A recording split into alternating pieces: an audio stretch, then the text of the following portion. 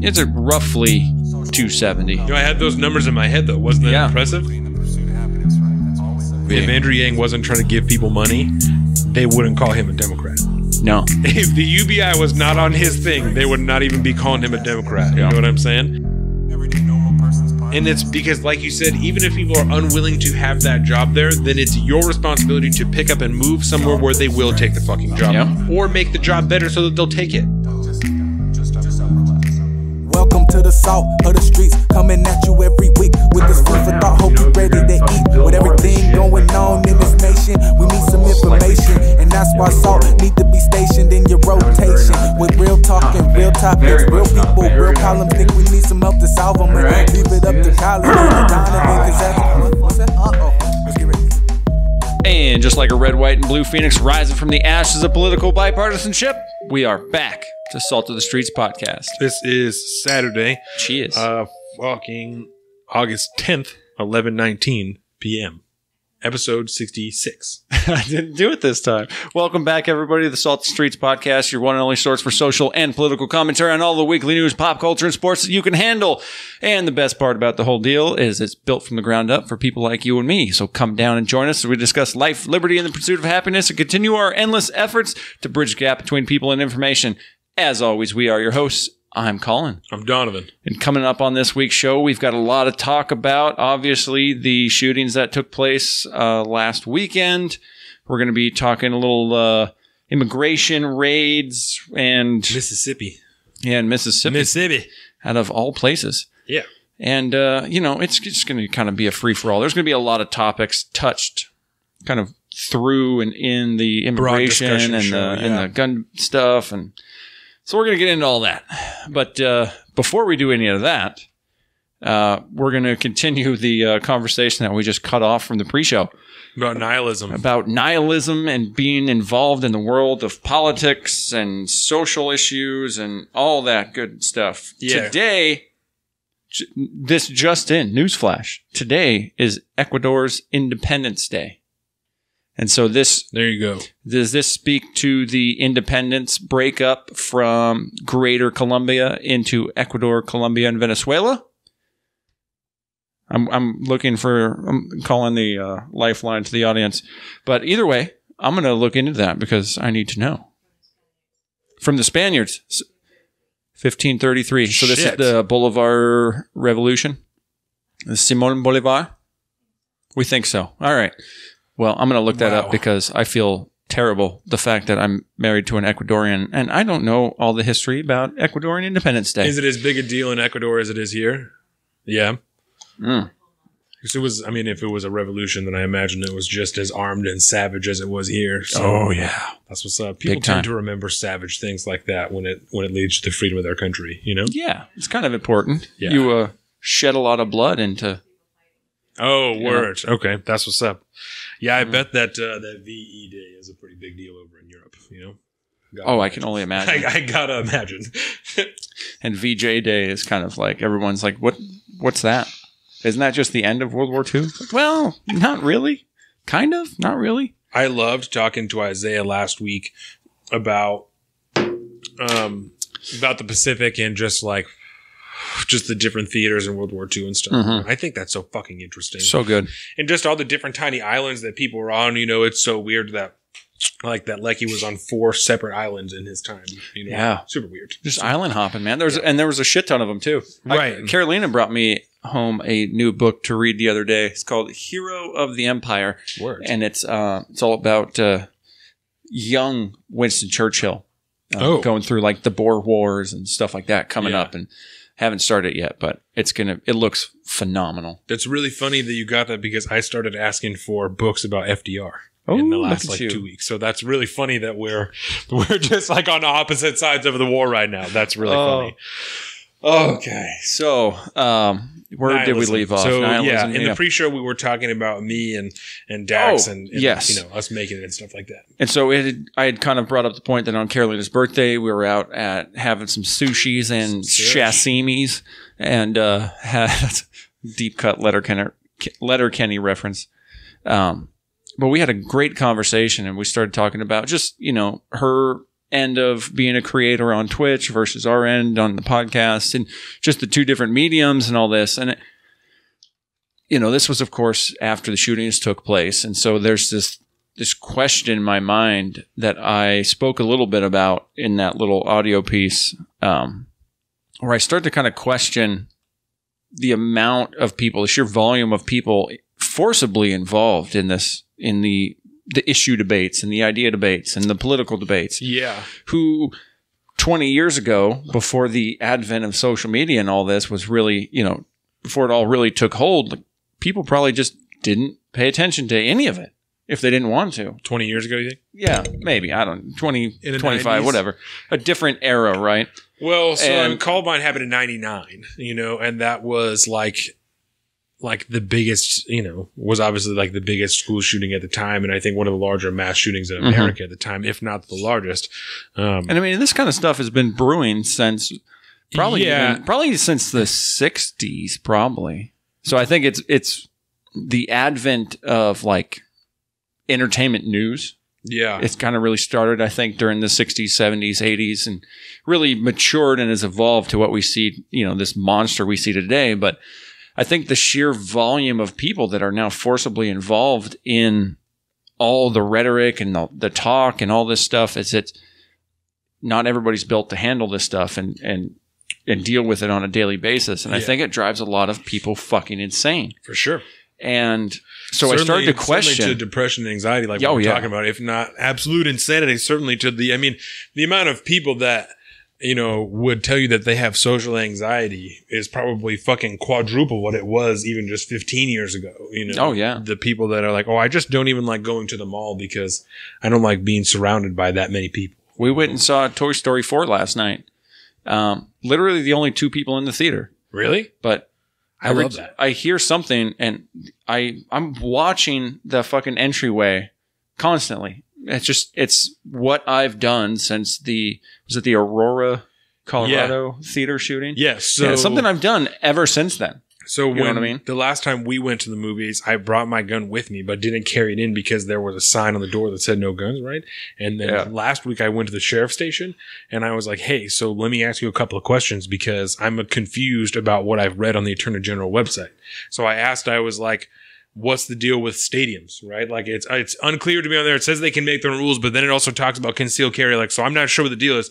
And there was a cop who was in there at the time and he was like, you cannot carry in a stadium. They don't even like for us to carry in a stadium. He's like, they don't like it. Like, they'll let us do it because we're police officers, but we don't do it because it's a hassle. It's just a fucking problem, It's like, they don't like it at all. He said, so what about, because on all the forums and stuff online, I told him, I know that's not a good place to get information. That's why I'm here to ask. Mm-hmm. But like they're talking about the validity of different no gun signs on private businesses that, for it to be legal, it has to have it in English and Spanish, or it has to be on every door or, whatever, it has to be this big. I was like, what's the deal? And he said, technically, none of those are legally binding. Mm-hmm. So you can conceal carry or open carry your weapon anywhere you want that is not a federal building, a state building, some type of school, gun-free zone, or a bar, a weed store, somewhere that's 21 plus. So you can legally carry your gun wherever you want. It's a corporate policy that if you're doing it and they don't want you to, they can ask you to leave, at which point you're trespassing. He said, but also if you're concealed carrying, no one should know anyway if you're doing it properly. So it shouldn't be a problem, I said, so the only risk that I run is if someone does happen to notice that I'm carrying a gun and whatever private, interaction we're going to have. So that's the only problem I need to worry about. And he said, yes. So because I told him, I said, we went to the movies and I didn't carry my gun because of this sign, but I didn't want to because of the fucking Aurora shooting. I said, that makes me uncomfortable, and then every time someone is getting up, I'm watching them because I don't know what's going to happen, Like, I don't like that, and I don't. There's also restrictions on like music festivals. Like, you can't carry a gun in a music festival, which I don't like. The fucking motherfucker at the Garlic Festival cut his way through the fence to bring in a rifle, Yep. And when I was talking, I'm sorry, I'm interrupting you, Viz, but I was talking to Casey about it. I said, I don't like the idea that if I've gone through the background check, the certification to get my concealed carry permit, I don't get to carry my weapon there. So I understand why you wouldn't want people to open carry there because people can see it. There's a whole deal. But if people don't know that you're carrying because you're concealed carrying properly, Why the fuck should I not be able to carry my weapon with me? It's like that's bullshit. Like that, I'm not okay with that, you know? Especially in the idea of something like the Las Vegas shooting where someone can be in a building next door and fucking kill 59 people just because they're there. Oh, like yeah. That's like, I don't like that. You know, that doesn't make me comfortable and want to go and spend my money at fucking Bumbershoot or any of that shit. Because I can't fucking carry my gun there and try and protect my family. You know, like I don't like that at all. And I think you touched on it beforehand, but that aspect of the thing that you kind of didn't even know, you kind of knew you would get it, but you really didn't know the feeling now of being able to basically be able to defend yourself in positions that you never used to be able to before, right? And to have that removed from you after doing all this work to get to that point of inner security and safety for your family and your friends and even the members of your own community, have that stripped away from you. Definitely a new understanding of people making the argument of they're trying to take my gun away, you know?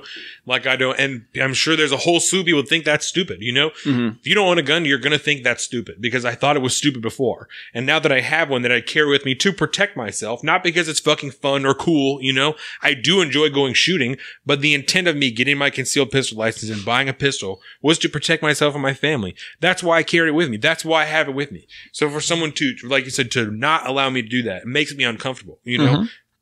I was listening, I meant to get it some pre-show. Fucking Pod Save America earlier this week, I was listening to, right? And one of those dudes on there, I was disgusted with this guy, right? On a personal level, because he was like, we're at a place where I'm a grown white man in America. He may have not have said white, right? But he said, I'm a grown man in America. And when I go somewhere, I have to make sure that I know where all the exits are because because of whatever, you know, and I'm so paranoid that I didn't want my wife to go to the mall because I was just so paranoid. And, you know, there's nothing that I can do. Okay. Defend yourself, you fucking pussy. Like, why are you being such a little bitch? You don't have to own a gun. Take a fucking self-defense class. Do something. You don't need to be subjected to whatever the fuck is going on around you with no ability to affect the situation. That's bullshit. You're a fucking grown-ass person. Learn to defend yourself. You're a grown adult United States citizen who has the right to be able to do things like that to protect yourself. You have the right to bear arms. Buy a gun. You don't want to carry a gun? Take a fucking karate class. Defend yourself, motherfucker. Take a boxing class. Something. What the fuck? But take a fucking running class. Learn how to run faster, bitch. Like, are you kidding me? I was like, you've got to be joking me. You do, I think, need to understand. And your point is incredibly valid, and I am 100% on your side on this. But the argument can be made that a citizen living in the United States shouldn't have to feel like they need to protect themselves at all times. Otherwise, why do we pay all this money towards police and the FBI and all these different things? Because the police we should have everywhere. Yes, they can't. And I understand that. But there is a hair of, we trying to get topped off? There's a hair of, you know, validity to what he's feeling. Certainly. A hair, right? And it's going to be totally subjective for everybody. But if you really want to be in a position where you are more control of your own destiny, then obviously the way to do it is to own a firearm that you can protect yourself with. Yes. Or like I said, at least take a self-defense class, you know? Something. Take some type of something so that you don't have to just sit and hide, you know? You know that you can try and run, and if something happens, you run into someone, you can try and do something. You know, I just don't... It was like the lack of responsibility for your own safety, you know, like, because it's certainly the police are there, but the police cannot be everywhere all the time, you know? Yeah. And I'm not okay with like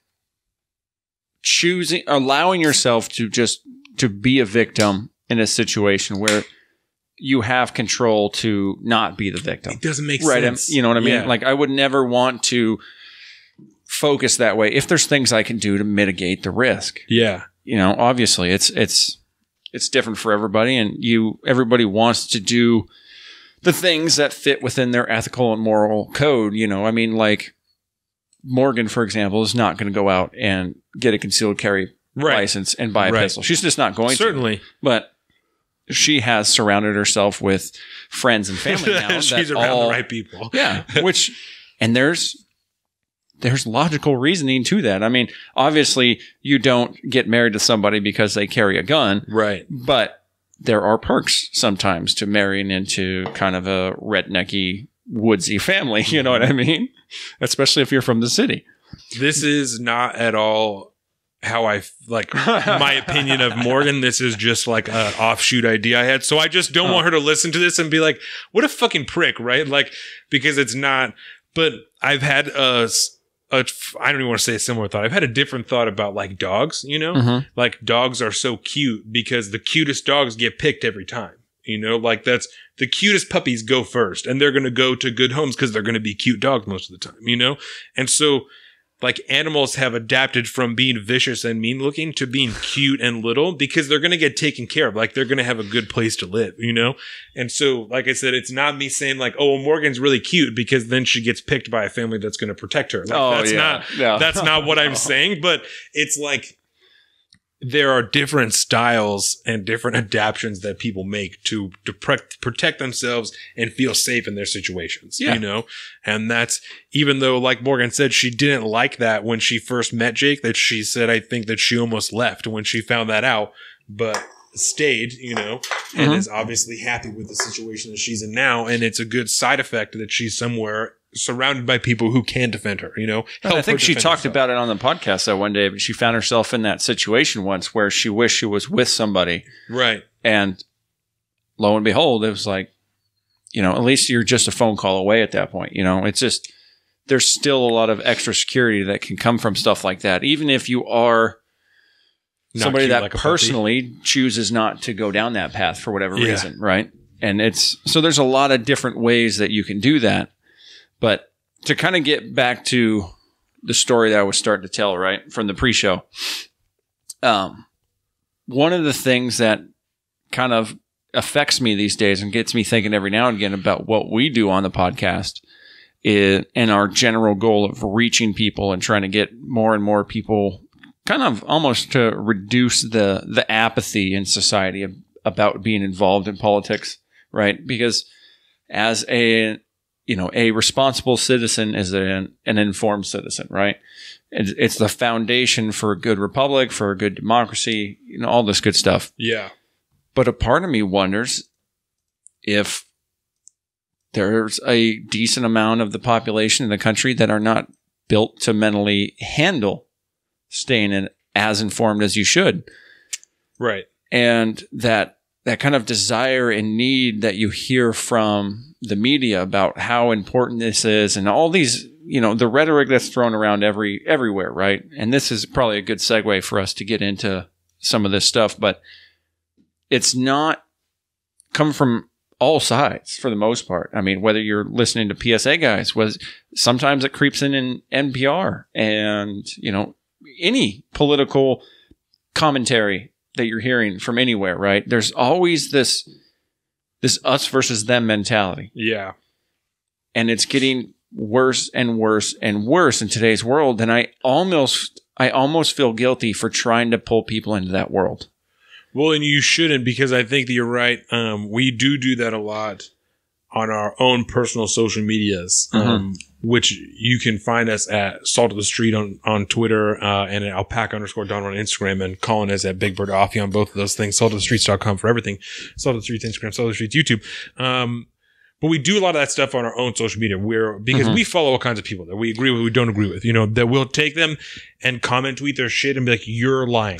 This is not true because of this, you know, this is disingenuous because of this. We both did that a lot, especially during the last debate, you know, on the second night, we were both live tweeting for at least the second half, you know. I mean, you can see, you know, 90% of why I follow this guy. I don't know. Yeah. Stephen Miller.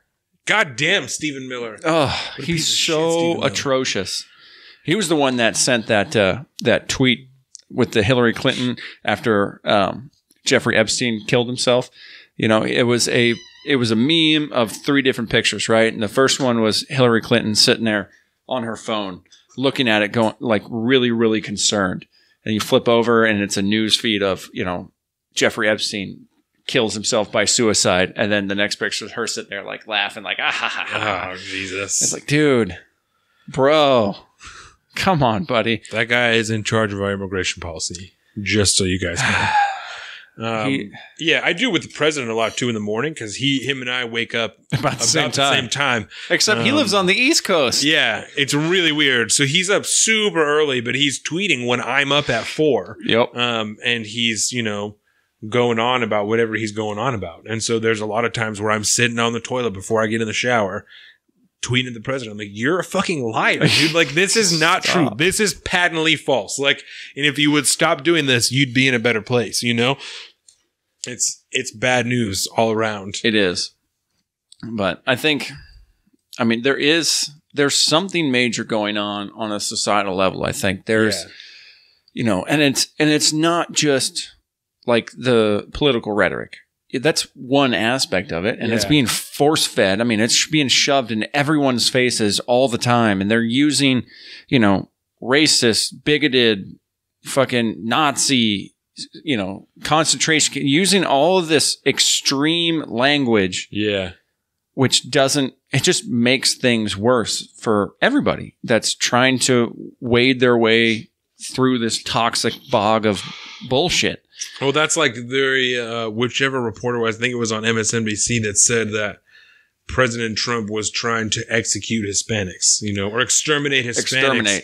And then later that day, had to come out and recant that. And they're like, oh, I'm sorry. I didn't mean to say that. I don't know how you accidentally say that the president is trying to exterminate an entire race of people, I don't know how that benefits anybody. The teleprompter they're reading off of is pretty black and white, literally. I don't know how it benefits anybody for you to say that the president of our country is trying to exterminate a race of people when we don't have any evidence for that. And I think I figured out, because there's been a lot of this term used lately, but I think it's an attempt at segregation. This is what's playing out right now is feeding into a political segregation of the country along stupid fucking lines where we all agree on 90% of most things. Yeah. And it's the 10% of issues that are in the upfront news every single day being talked about in extreme terms in the presidential debates.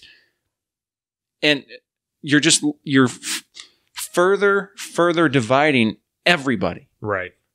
If by just sticking to these points and insisting that if the left doesn't agree with the right and the right doesn't agree with the left, that then they're fascists. They're both terrible, right? They're both fascists. They're both trying to overthrow democracy. They're both the end of times. There's going to be a civil war. This whole nonsense. It's just a bunch of nonsense. But you combine that with a complete lack of social fabric in communities, a completely oppressive working environment in today's modern world where people are working. I don't care if Ben Shapiro thinks that people aren't working. They're working less hours and making more money. Do you remember that from a few months ago? Stupid. Yeah, they might be working less hours, but they're also having to work multiple jobs on a lot of occasions. I had someone tell me once that the unemployment rate was so low because people had more than one job. I said, so you realize that they count the unemployment rate by the population, not by the amount of jobs that are occupied, correct? Yeah. Of course, people have more than one job. You're not you're not extra employed. You don't count twice in the unemployment rate because you have more than one job. No. That's not how it works. You count once if you file for unemployment. That's what I'm saying. I was like, no, they qualify by the amount of people versus how many people are collecting unemployment. That is what the unemployment rate is. And after a while, if that tap gets cut off and you can't collect anymore, well, guess what? You might as well have a job. Yeah. It's so disingenuous, though. Those are the same people. It's all the disingenuous arguments. Those are the same people that will say that, oh, well, I hate when I see people buy alcohol with their food stamps. Oh, well, you certainly can't buy alcohol with your food stamps. You can go to the store and you can buy alcohol and groceries and pay for your groceries and food stamps and your alcohol with money, and then you're an asshole because you shouldn't. That's a whole like a different personal thing. Like I can judge that maybe you shouldn't be fucking buying alcohol and drinking and doing whatever when you don't have money for groceries, right? Yep. And but that's not really my fucking business. It's a personal prejudice that I can carry with me.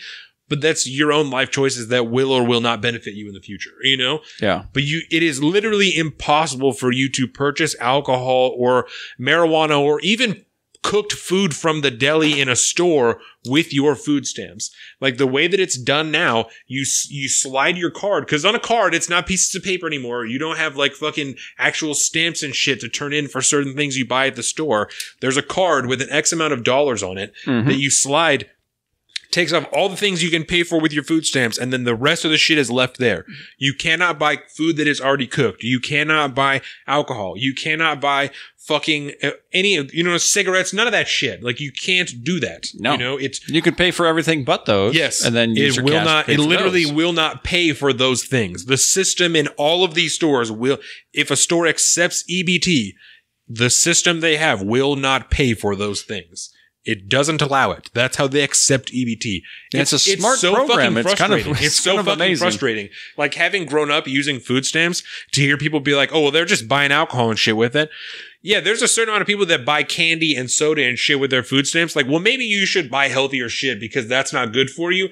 And your money will go farther if you buy healthier shit for you. But again, that's my own fucking, like, I don't think you should be doing that, but that's not really my fucking business. If you want to eat candy and shit and you want to feed your kids candy and fucking soda all the time, that's on you, man. Like, that's fine. But it is still a free country. Yep. Whether or not you hear that on the mainstream media, but fuck, it's so frustrating. And that's a common, very, very common misconception. So common. I hear that all the fucking time. Just like the misconception about the Roundup lawsuits from Monsanto. Yeah. That, particularly in this area, we're really privy to, because a lot of the timber industry uses it to help cut down on, the underbrush and stuff like that, which serves its purpose, but it also happens to be highly carcinogenic and gives people fucking cancer, because there's proven science to this. This is also kind of the reason, like, the Impossible Burgers and a lot of this pea protein based fake meat is also really not good for you, because the pesticides they use are pretty hardcore carcinogens as well. And a portion of that makes its way into the end product, and boom, now you think you're being the healthiest you can possibly be by eating a meat substitute, and here you are probably poisoning yourself. Yeah. And that's going to be another lawsuit that's going to come down, a big class action probably over the next 10 years as it becomes more and more prevalent, I bet. I forget the fucking tangent I was going off of, but the heated rhetoric. Oh, the social fabric falling apart from the country. Like, oh, and it's not like when you hear the social fabric, right? You hear about the social fabric of America being torn apart by leftists or whatever the narrative. The conservative commentary like to use that a lot, and they're referring more along the lines of the Judeo-Christian style, family values and, the kind of values. Yeah. Which in one context, in one frame, that is indeed correct. But those values also transfer into a more secular family and stuff like that. It's the being involved with your community, being involved with, and your neighbors and your friends, and caring about your actual local community and the stores that pop up, all that stuff. That's deteriorating for, a part of it's e-commerce. A part of it's just the fact that we're more and more socially moving towards an online platform where we spend so much more time and effort trying to fulfill our social needs on social media versus out in the community. Yeah. We talked about the work thing, the diets we eat these days, the overwhelming stress and anxiety and depression that we all have, the problem we have with pharmaceutical drugs. We're a heavily medicated society. And all of this stuff goes, I think, it all pushes us towards this breaking point. We're all on a very, we're burning the candle at both ends societally, and we're getting close to a collision point, I think. And something, I don't want to be the doom and gloom pessimist, and saying something bad's going to happen. But if this continues on the path that we're on, I don't see anything but bad things coming, which I think it's really important to stress. And I think it's great that your mom, Kathy, kind of gave us this challenge with the 22 good deeds to do out in the community and stuff like that. Because We don't do that anymore. Nobody does that stuff anymore. Every now and again, it'll be like a viral video where people pay for the person behind them's order in fucking Starbucks or something, and it'll last for like a day, and everybody's like, "Oh wow, there's still hope in society." That's one anecdotal incident. Well, and it's only stuff like the ice bucket challenge, and shit like that people get on. I did because it's videos, and I'm sure you didn't do it for this reason, but the reason that caught on, and maybe this is the pessimistic view, right? But I don't feel like the reason that caught on is because people were so like exposed to ALS that they wanted to donate to it. It's because that there were videos that people were putting online, and now you're making a video that people are going to see and they're going to retweet and shit because you did something that they're like, oh, and it's also for ALS because of whatever, Yeah. And it's like, yeah, there's definitely a lot of people that do that. And that's we did the ALS you know? thing because my aunt had ALS and obviously died from it. So we did it as a family. It was kind of super rednecky. Right. We took the bucket of the John Deere tractor we have, filled it up with bags of ice, and then filled it up with the hose. We all sat underneath it. My dad sat in the back and lifted it up and fucking dumped it on all of us. That's really funny. It was really good. The video's got to be around somewhere. Oh, I'm sure we got to find it. Yeah, we need to be putting that out. Yeah, because that was fun. Yeah, we'll just sign and get a little waiver for everyone. But yeah, that is a thing though. People just jumping on board just to, I mean, in the hopes maybe of going viral or building up notoriety or something. Yeah, it's the fucking online world we live in, and I think the failure of individuals to be able to separate kind of that other world and the real world in which they actually live and work in is getting worse and worse and worse. You know what I mean? Yeah.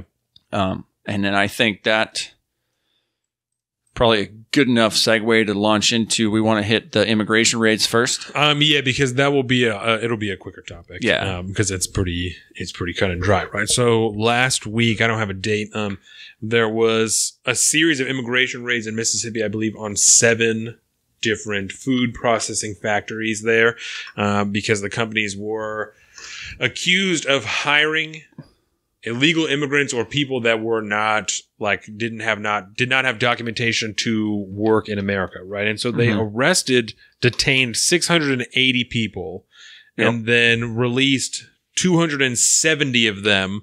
So let me say this first, because after they arrested the 680 people, there was this wave of videos online of the people's children, who their parents are gone and now they're out of school and shit, and there's no one to pick them up. Yeah, horrible shit.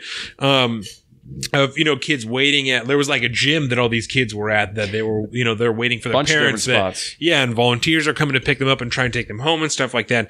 And so then 270 of these people that were arrested, these immigrants that were arrested, are released because they have children that don't have any other place to go, right?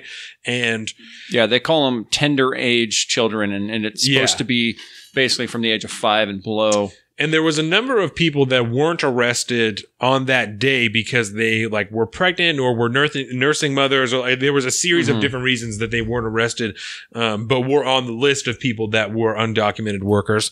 And so in between the time that these people are arrested and the parents are released, right, there's obviously all these reports about how horrible it is that, they're being arrested and all this shit, which is obviously true, right? So that in itself is pretty cut and dry. And then there was a letter that was written, I think, by 3 different congressmen, one of them being Elijah Cummings and 2 other congressmen, to the director of border control, and then one other person who I don't remember, and asking if these companies were going to be tried for having hired illegal workers. And I don't believe there's been any word out since then, but the intent stated by Kevin McAleenan, who is the head of Border Patrol, Jesus Christ, said that they intend to prosecute these companies. 3 of the factories or processing plants are owned by one dude.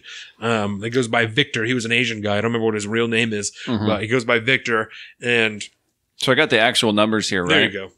So there was almost 700 people, and 342 of those detained were from the Koch Foods, so that's owned by the Koch brothers. And PH Foods facility in Martin, Mississippi. 252 from the PECO plant in Canton Bay Springs, and Sebastopol, and 86 were from the Pearl River Foods in Carthage. And so that was only 6 factories, right? So this kind of was interesting to me because they did raid 7 plants, right? Yes. But one of them had no workers in it.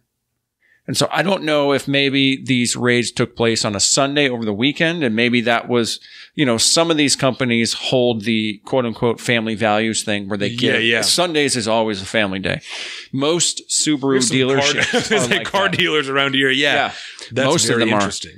And they pride themselves on that because that's family day, Subaru guys. is a Japanese company? Is Subaru? Yeah, it is. Yeah. And that's probably why.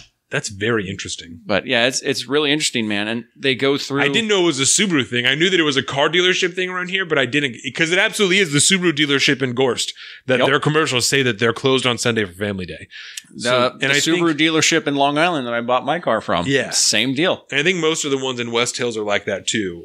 But there's like Honda and shit like that. But it's the Subaru one that says it on their commercial every time. That's so funny. That's very interesting. And so this is a report from NBC News, who I think had some of the best coverage on this, because they were able to get in and talk to a couple ICE officials about some of the concerns they had about the families, right, and some of the steps that they kind of took to help mitigate some of these problems. And so some of the parents of young children were released, and it was about 30 people released from their workplace after doing this.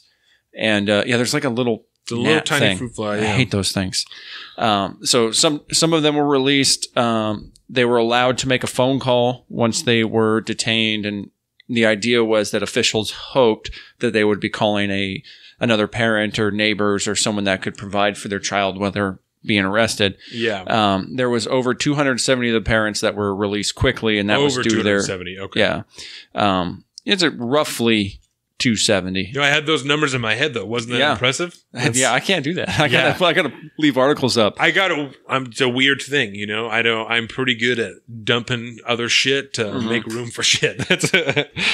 And they also notified certain schools that the raids were going to be underway to give the schools heads up that some of these kids would not be going home to parents. Well, I guess that's what's up. I don't know. And then they list some things, and I thought this was interesting, that they did not do. So this is things that ICE did not do that obviously NBC News thinks they should have. Yeah. And this is, they did not notify Child Protective Services, which you'd think you're going to have a wave of children that don't have parents in the country anymore. So just prepare for that. Or any legal guardianship whatsoever. That's really shitty. They didn't tell the schools in advance. I guess a lot of these, they did not guarantee that every child went home to a house with a guardian. Obviously. They also obviously didn't verify before this that they're okay. So that's the factual part, right? Yeah, that's the factual part. Now there's the whole wave of articles coming about how fucking terrible this is, right? Personally, I do think it's fucking terrible. Because the thing I think is terrible about it is that I don't remember what I was listening to, but the focus seems to have shifted away from criminals and drug dealers, which is what Trump is talking about all the time. Drug dealers, gangbangers, rapists, fucking whatever, right? To just people who are here working illegally, right? Yeah. Don't get me wrong. I've talked 1,000 times probably about it's the shitty fact of the matter, and people, I'm sure, if we get famous, people will hate me for saying this, but I'm going to continue to say it for the rest of my fucking life. The fact of the matter is, if you're here illegally, you stand to be arrested at a certain point in time. That's just the reality of being here illegally. That's not me saying you shouldn't fucking be here. I don't want you here. That is the fact of being here illegally without documentation. You stand to be arrested and deported at pretty much any fucking moment in time. Yep. Do I think the focus should be, if you're working in a factory, probably paying, I guess you're not paying taxes if you're not fucking, I don't even know, right? Who knows? However the fuck it's working. Do I think that you should be top priority if you're working and actively not breaking the laws and just paying to live here? No, I don't think you should be a priority for being hunted down by hunted down is bad, right? Being sought by ICE and then arrested and deported, right? Because they're not hunting you down. You're an illegal immigrant who they find out that you're here, you stand to get arrested, right? No, I don't think this should be the focus, right? But it's also an unfortunate, shitty reality that based on the administration that's in power at the time, you stand to be gone after or under a tighter microscope than a certain other community of illegal immigrants, right? I don't know why it is that they're focusing on people who are here working instead of people who are here breaking the fucking laws, right? Seems really weird. I don't know. I'm not going to say that it's because the president's racist, because that seems like a really big leap to me, you know? It does. But his whole thing has been immigration and the economy, right? The economy is doing well. People don't want to give it to him because he won't acknowledge that it's a trend carried through Obama, right? The fact still remains it's doing well under Trump. Whether or not it started under Obama doesn't fucking matter. It's still doing well under Trump when people said it was going to tank and America was going to go to shit. Right? Yeah, the overall American economy, right? The national economy, the current president in power has some sway over which kind of direction it goes, but for the most part, the thing that drives the economy is not the executive. It's himself. I mean, he has... Obviously, President Trump has shown us that the executive branch now, and the executive in particular, has a lot more sway when it comes to international trade. Right. Somehow. How that's possible, that's a whole nother conversation. But, you know, the fact that his economy, it's not really his economy. Right. It's our economy. And yes, the economy is seemingly doing okay. The Fed did just lower interest rates again. Right. We talked about that last week. Yeah. But there is some last week. The fucking stock market did fucking tank last week as well because the trade war in China is really starting to pick up. It's really going to start to, we're probably going to actually start to feel it in our everyday consumption of products. I actually have a list here. Keep going. I have a list of things that I don't know how I went from immigration to we're talking about the economy. So we were talking about it because the reason that this is being so heavily focused, because it is a need to talk about the economy because objectively it's doing well, right? Regardless of whether it started under him or continued under Obama, which it did, right? That's the fact of the matter. The trend has continued from the Obama administration, right? It's still doing well under Trump, right? So he doesn't need to talk about that. He has to hammer on immigration because he's not building the wall like he says he is, right? He's talking about it all the time, but it's not happening like he says he is, right? No. And everyone knows that. That's why he's talking about it. He's got to hammer on immigration because he's got to get people the fuck out because that's what he keeps talking about. Hammering on people who are here. You shouldn't be here. You're taking jobs. You're doing what the fuck ever. Hammering on it. That's why he's hitting so hard, right? Yep. Whether or not it's correct, because again, I don't agree with it. I'm pretty sure you don't agree with it on the focus of what's going on here, right? The shitty reality is that you do stand to be deported if you are here illegally, right? Again, the focus is really weird, super backwards. That there's raids on factories that are being done. You know, not that it shouldn't be a problem because these companies shouldn't be breaking the law either. You know, you should be hiring people who are legally in America, who are citizens here, who should have those jobs, right? Yep. That's how you can get a job without a social security number. They're doing it because they're not using they found that specifically these companies owned by the guy, Victor, the Asian guy, they're not using the E-Verify system, which you have to scan someone through, which tells you whether or not they're legal to work here, right? So he is going to be prosecuted for not using the federal E-Verify system to verify these people's social security numbers or lack of there are actually legitimate, right? So that is how they're getting around it. They're just not fully documenting these people in their like federal taxes. So they got to be fucking with their taxes too if they're not fully verifying all these people. You know? Yeah. I mean, I can only imagine that these corporations are going to get hit pretty heavily about this. Especially under a president like Trump, who is so focused on companies and paying their fair. I mean, you talk, you know, whether you want about the corporate taxes, whatever the fuck, you know, but he's talking about companies all the time. He's focused on companies, you know. So if you got people who are hiring people who are illegal immigrants, which is one of his biggest focus, I would imagine this is going to be prosecuted, right? So I think it's a little bit disingenuous for all of these different media sources to be like, oh, well, no charges have been introduced and they're really difficult to do. Like, listen, man, if he's willing to try and get a citizenship question on the census, I think he's probably going to try and take these companies for a lot of fucking money, especially if this guy's breaking the laws, you know? Yeah. I got to imagine that's going to happen. Especially when he's going to look at it from a bottom line point. Yeah. There is going to be fines and penalties and, you know, back taxes and all this stuff that he wants to bring in. Yep. And honestly, he has every right to do it. But I mean, you look at a factory like, these factories are all chicken processing plants from what I've been reading, right? Super shitty fucking job. Terrible job. There's a reason that, in these 6 factories, there was, what we say, almost 700 people that were caught up in this raid. I don't want to work in a chicken processing plant. There's a reason that they're working there. Yeah. There is, and you'd have to dig deep into their employment history and their, that whole thing to try to figure out if they're being underpaid or if they're paying taxes on the paychecks, if they're just getting paid cash on the table, or which I'm sure we'll find out when the investigations come up. Yeah. But at the end of the day, you got an entire workforce that is doing a job that probably most people don't want to do. I don't want to obviously, do it. I don't. And they're doing it for whatever money they're getting paid for. Probably not minimum wage, maybe minimum wage. Yeah, and I just don't see the problem in... Give these people a court date.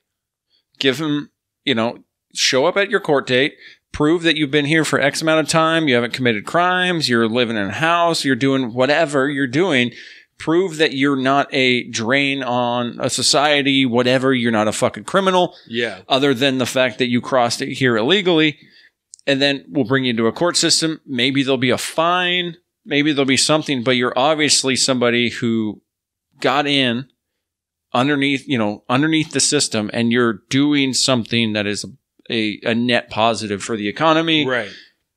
Let's work something out here. Like you said, these aren't the gangbangers and stuff that like Donald Trump is supposed to be focusing on here, that I should be focusing on. But I feel like we've been pretty consistent about that. About like, it's certainly my tilt is more like, if you're here and you made it, then whatever. It's going to cost more money, man. Right. But if you're here and you're here illegally and you get pulled over or some shit, like you stand to get deported. Like that sucks, But if you're fucking, I don't know, if you're getting down, I just don't really give a shit, Like that's, if you're here and you're getting by, that's like, it's none of my fucking business. I just don't give a fuck. But if something does happen, then as shitty as it sounds, like I'm not going to be like, oh, that's fucking terrible, because like, well, like you that you stand to, and I've used the example before, and maybe people don't like it. People won't like it, But if I'm fucking actively selling weed, I know that sucks. Like it's shitty. I have a regular job. I just sell weed on the side. I know that if I get caught, I stand to go to fucking jail at some point and probably lose my job. That's going to happen. Like, and my kid is going to go to wherever. Like that is going to happen if I'm in the same scenario, Yep. If you are doing something that is actively illegal, by all means, continue on with your fucking life. That's not my business. But if you get arrested, you get stopped, you stand to be deported. Like that's going to happen, Like it's impossible not to feel sympathy towards some of these people. Yeah. Just because they have families and shit like that. If you listen to, what is it, the ABC, Start Here podcast, the NPR Politics podcast, the NPR Daily podcast, the Daily New York Times podcast. You heard that video clip, that audio clip of that little girl just bawling her eyes out, talking about how she, her parents are gone now. And how, my dad was just a guy, he was trying to work and now he's gone. It's impossible not to have sympathy with that if you're not a cold-hearted piece of shit individual, right? Right. But at the same time, you got to remember that without being we are a society of laws, and without that, we are not a nation. We're not a society. We need to have laws that have consequences. Otherwise, we live in a state of anarchy. And you can understand and sympathize with these people and recognize that we obviously have an immigration system that is so broken that people can come in and live 10, 15 years and never be found out until now. Right. That's a serious fucking problem. But I don't think trying to pay fucking 600 ICE, workers to go and plan out this raid and go carry out the raid and then go through all the legal business and the process to deport people. You're telling me it's not cheaper to try to find a way to make this work? I understand that it's wrong legally, and there's, you get caught up in this broke ass system. But their time has probably been better spent somewhere else. Yes, it probably certainly is. Yeah. I mean, there's enough going on. Maybe shift focus to, you can't get your fucking wall built. just put more people down there. I don't know, man. Who fucking knows? Let me ask you something. Yo. And I'm not saying that this is, my theory or whatever, like how I feel, but just let me ask you, should these factories that are employing illegal workers be a higher point of focus if unemployment in these areas are high? So there's obviously no way to attest that unemployment is higher. These people are being hired because other people don't want these jobs. So the only thing they can do is hire illegal workers, right? Or if the jobs are filled by legal workers, so people can't have them. So I'm not trying to insinuate either way, but if for whatever reason unemployment is higher in these areas than the national average, should this be a focus for the administration?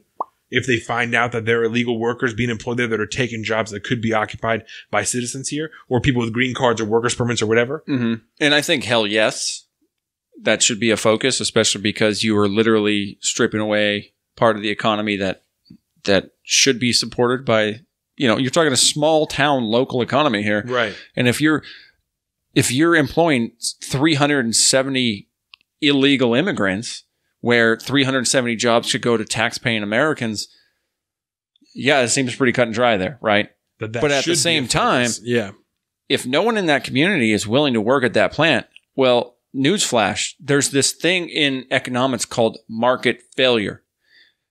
If you have a chicken processing plant in one of these towns in Mississippi and there's not enough people to fucking work there, well, guess what? The right and legal thing to do is to shut down and move somewhere else where you can get employment. Yeah. And if you can't get employment, you need to have a serious reevaluation of your company's ability to attract workers into the industry. If it's going to be a really shitty fucking job, you need to have a decent paycheck. You need to have some kind of great benefits plan or something. Makes it worth it someone to do a shitty job. Pay people minimum wage to do this thing, but also they don't have to ever worry about medical care or something. We give won't them fuck some, you over if you maybe get them some fucking, some kind of share incentive or something like that. Especially when you're talking about like major, like big acro food processing companies like that. Cutting chickens apart and shit. That's gross. It's super gross, but there's also a fuck ton of money in that. Oh, yeah.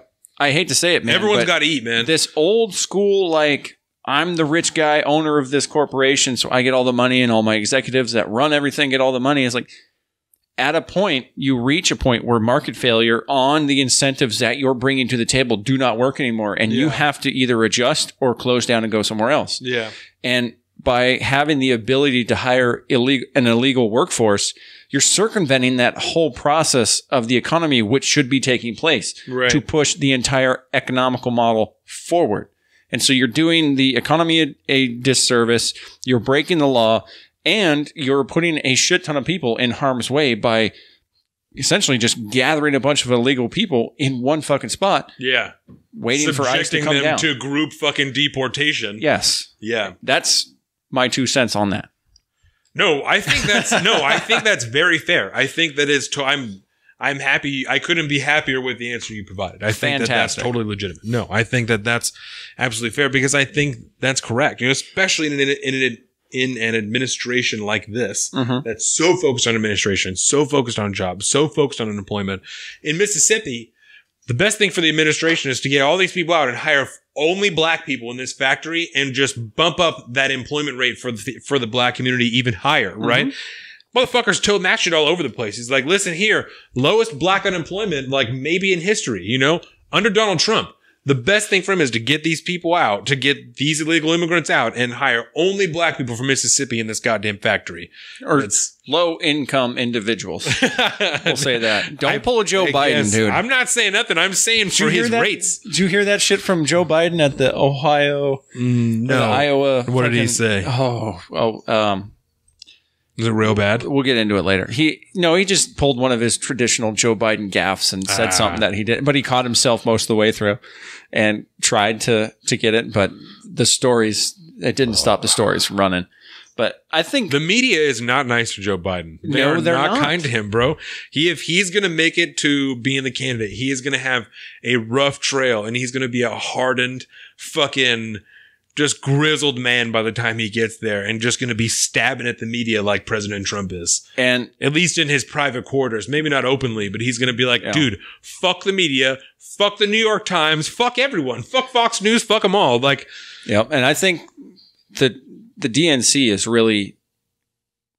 really responsible for pushing Joe Biden's narrative away and kind of shoving him out to the side, because it's not as, his stance.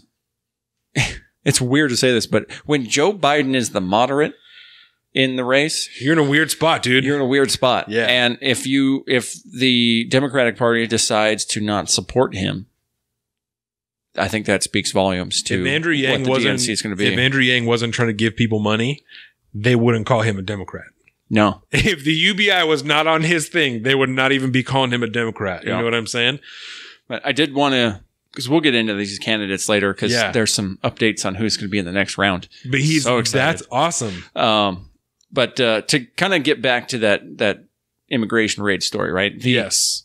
The one thing I think is incredibly transparent about all the coverage on this, right?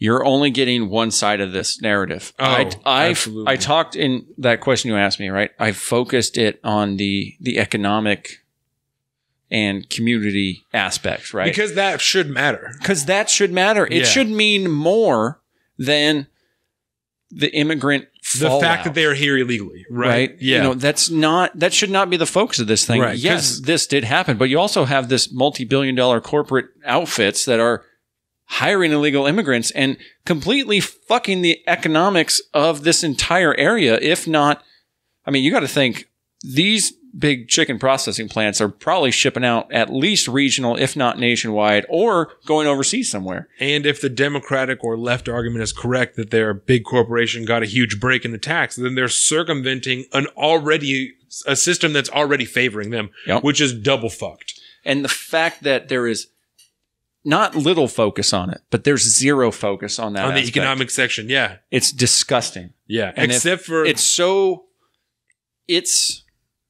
what do they always say after a major tragedy or somebody says something white supremacist or something? It's like the silence from the Republicans is deafening. Yeah. Right? This is the silence of the mainstream media to not look at this in all aspects and every single angle that it has effects on our daily lives and stuff. Without the failure to do that, their silence is deafening. And it's not shitty of us to focus on that, because like we said, that's the most important part here. Not the fact that there was 680 people here that were not breaking the law other than being here and working effectively, right?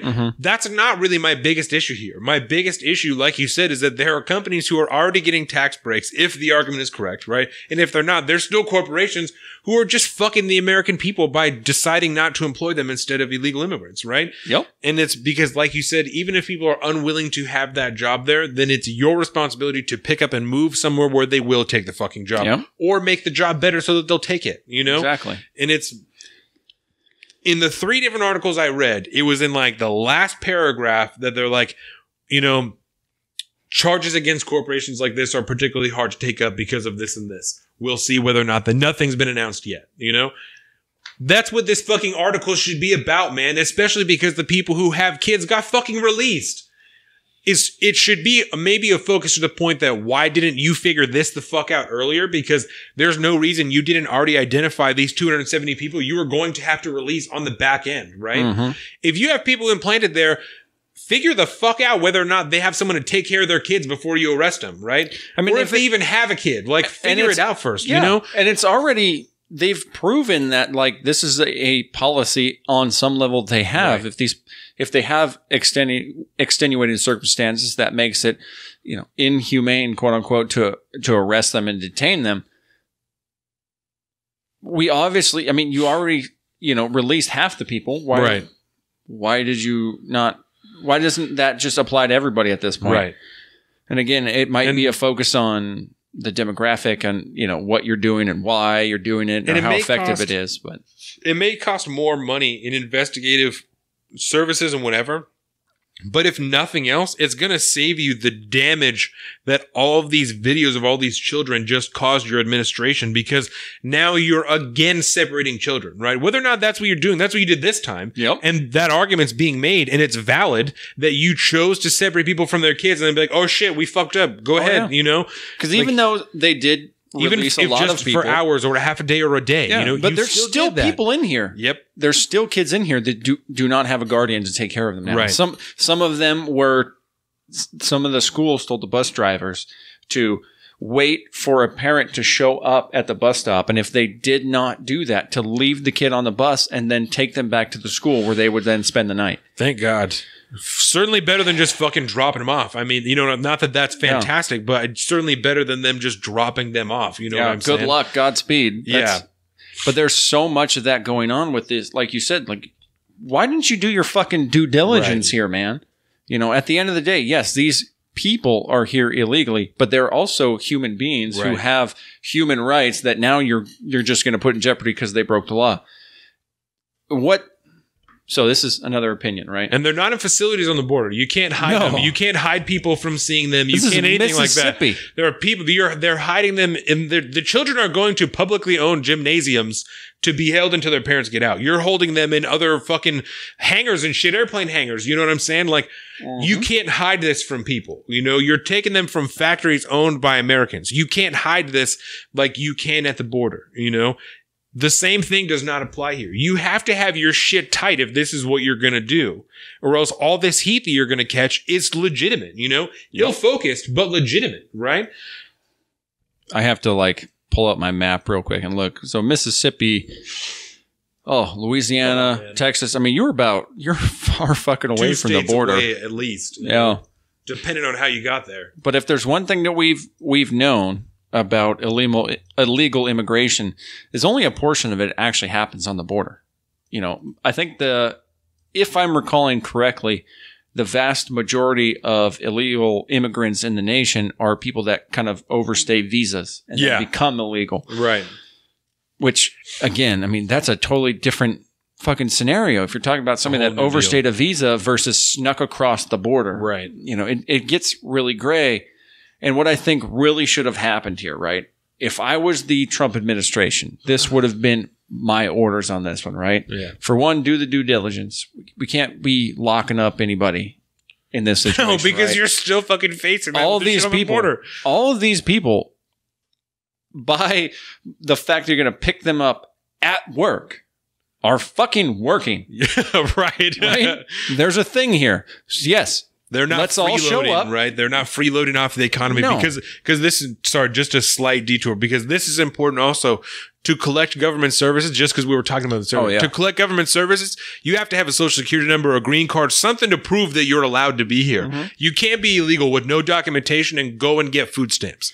It doesn't work like that. There are certainly places you can go, missions and food banks and shit, where you can go and get food, but you cannot get government services without a social security card or something to prove that you belong here or are legally allowed to be here.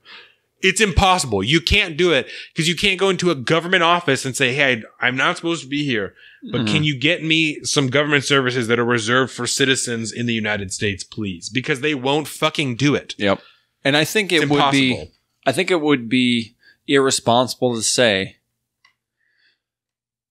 I think it would be irresponsible not to say, I should say, that a portion of these people, just illegal immigrants in general, might be committing some form of fraud or social security fraud to be able to get access to that. Certainly. But it is such a finite number that I don't think it's really taxing on the system. And that's why I try to be particular that with no documentation, you cannot receive these services. Certainly, if you got the money and you found a way to get a fake social security card or a fake green card, you may or may not be able to get services, whether or not it works when you go there, right? But if you have no documentation, you are not able to get government services. You can receive service from a mission, from a church somewhere that it's not from going a to charity ask you, that doesn't you know what care. I'm saying? From a free clinic, you know, that just is providing medical care. Like those things you can receive services from, but not from the federal or state government. It does not work that way. Well, some state governments, they have their own programs, but as far as like government shit, you know what I'm saying? Things that are subsidized by the federal government or federal services, you cannot receive, you know? So, like I said, go ahead. No, you're good. So, like I said, do the raid. Yeah. And you detain everybody, you process everybody, and then you give everybody a fucking court date, tell them to show up. You know, they're not worried about getting deported. You're doing all this. So you start to build and do them on a broader scale. You know, if these factories in Mississippi are doing it, you know that there's more facilities probably in big agricultural, industries that probably have the same amount of problems. Probably same owned situation. by the Koch brothers. I wouldn't doubt it. And so you do all these things, and then you start to build this stack of court dates. And then you use that as leverage for when Congress comes back to really push the absolute crisis need for immigration reform. Yeah. Right? Because that's what really needs to happen here. The reason that this is even a news story is because we have a broken system of immigration. And the only thing to do is to send him back. That's legally the only thing to do at this point is to send him back. And people don't agree with it, and they're saying that President Trump, the administrations are pieces of shit, you know, but legally this is the process to follow, you know? Yep. That's it. There isn't a way for us to find some type of, like you were talking about, a pathway to citizenship for people who aren't fucking around, for people who are here working and just trying to get by. You know what I'm saying? Dude, you've been working at this place for how many years? You've been living in this community for how many years? You don't have a criminal record, obviously, because you're not deported already. You go through this whole thing, and then an immigration judge looks at it and goes, okay, well, here's a working visa, you know, here's a fine on top of that you're subject to pay over the next fucking 5 years or so. Who fucking knows? I don't know. Right. But get them involved in the system. They're obviously here. It's going to just be more detrimental economically to try to get rid of them than it would be to keep them here. And let them pay taxes, Doug. Yeah. As bad as it sounds like to my my core values, you know, about obeying the law and all this good stuff, right? It really bothers me that I feel like this is a completely shattered system here that we need to fix fucking now. And I might have some sympathy for those people that are caught up in the middle of this broke ass system now. Yeah. And on top of that, I just don't think it's fiscally feasible to try to just mass deportation everybody. Like I really hate saying it, but some kind of amnesty program where you start handing out not citizenship, obviously, but like working visas. Dude, you've been here, you overstayed your visa, whatever. Don't fucking do it again or you're going to jail. You know, re-up, and if we don't let you re-up, then you got to find a way to get the fuck out, you know? And if the system is broken enough that you can't re-up and you're an upstanding citizen in the community, quote unquote, and you have a job and you're doing what you do, your kids are going to fucking school and everything, just start paying taxes. Right. Done. Give them a fucking green card. They're already doing the job anyways. Yeah. I don't agree with how you got here, but the fact is you're already fucking here. We're going to have to deal with it. And I bet, and I don't know, but I bet that there's at least a percentage of these people that were arrested that were, like you said, had a visa probably when they started this job, and then it expired and they just stayed working there, you know? Yeah. Like, that's probably the case for at least some of these people, you know, that they didn't get the job illegally, but they have the job illegally because they're not legal now, you know? And that's, again, not my fucking focus. You know, that is not what I'm concerned about at this point in time. You know, if your only fucking crime is being here illegally, that's not my biggest concern. I feel like we could work with that. I feel like we could work with that. I just don't really give a shit, you know, because like I said, if you did it, then you did it, you know, it's the deed is done. But if you fuck around, then you stand to get deported. Like that's on you, you know, but that's just not a focus for me, that your only crime is having been here illegally, you know? Yeah. I don't think that's dope, but that's like, again, it's reality. Yeah. There's a lot of fucking gray area in this. I just don't give a shit, you know? And part of the disingenuous narrative that you hear from the president down to the media and so on is that every one of these issues is a black and white issue. Yeah. And that's certainly not the case. Especially the way it's being reported here, like we talked about, with the focus on the immigrants and not the companies and the economic factors of having employed illegal immigrants. Yeah. What's a bigger story? The fact that there's some illegal workers at a building, or that there's a company willing to hire them and try to keep them on the down low? One of those by things the Koch brothers, owned by the Koch brothers. You know what I'm saying? Mind you, they're just one of probably many. Right. But well, and like we said, and the fact is, they probably don't even know what the fuck's going on at those places, I'm sure they didn't make that decision. But the most involvement they probably have is looking at their quarterly numbers and going, "All right, cool, moving on." Yeah. If they even do that, which they probably don't anymore. So I had showed you this real quick, but just. In the field of Democratic candidates running for president right now, so this was as of Thursday, the 8th, 8/8, which apparently I found out is an evil number. Holy Jesus shit. Christ, right? But we have right now 9 confirmed candidates that have met all the requirements to be in the next Democratic debate, which I believe is being held in Texas. Yeah, next month in September. I don't remember. But it's in September. Got Niners, huh? Joe Biden, Kamala Harris, Bernie Sanders, Elizabeth Warren, Amy Klobuchar, Cory Booker, Pete Buttigieg, Robert Beto O'Rourke, and sliding in there at the end is Andrew Yang. That's so sick. I'm so happy that Yang got in there, dog. I hope that Tulsi gets in. I gotta hope that Tulsi gets in. So Tulsi Gabbard and Julian Castro, which, I can't wait to fucking talk about that motherfucker. Mostly his brother. But Tulsi Gabbard and Julian Castro have met the donor requirement. They're just not polling high enough? Yeah, they need to poll, I believe, above 1%. Which they have to pull at 2%. They have to pull at 2% in 3 different national polls. Yes. Which I think that they can do. 4 DNC-approved separate national polls. There you go. I thought it was 3, too. Yeah. So at 2% in 4 polls. NPR. So they know what's up. So they're real close. There's NPR tracks the election like no fucking other. So. Yeah.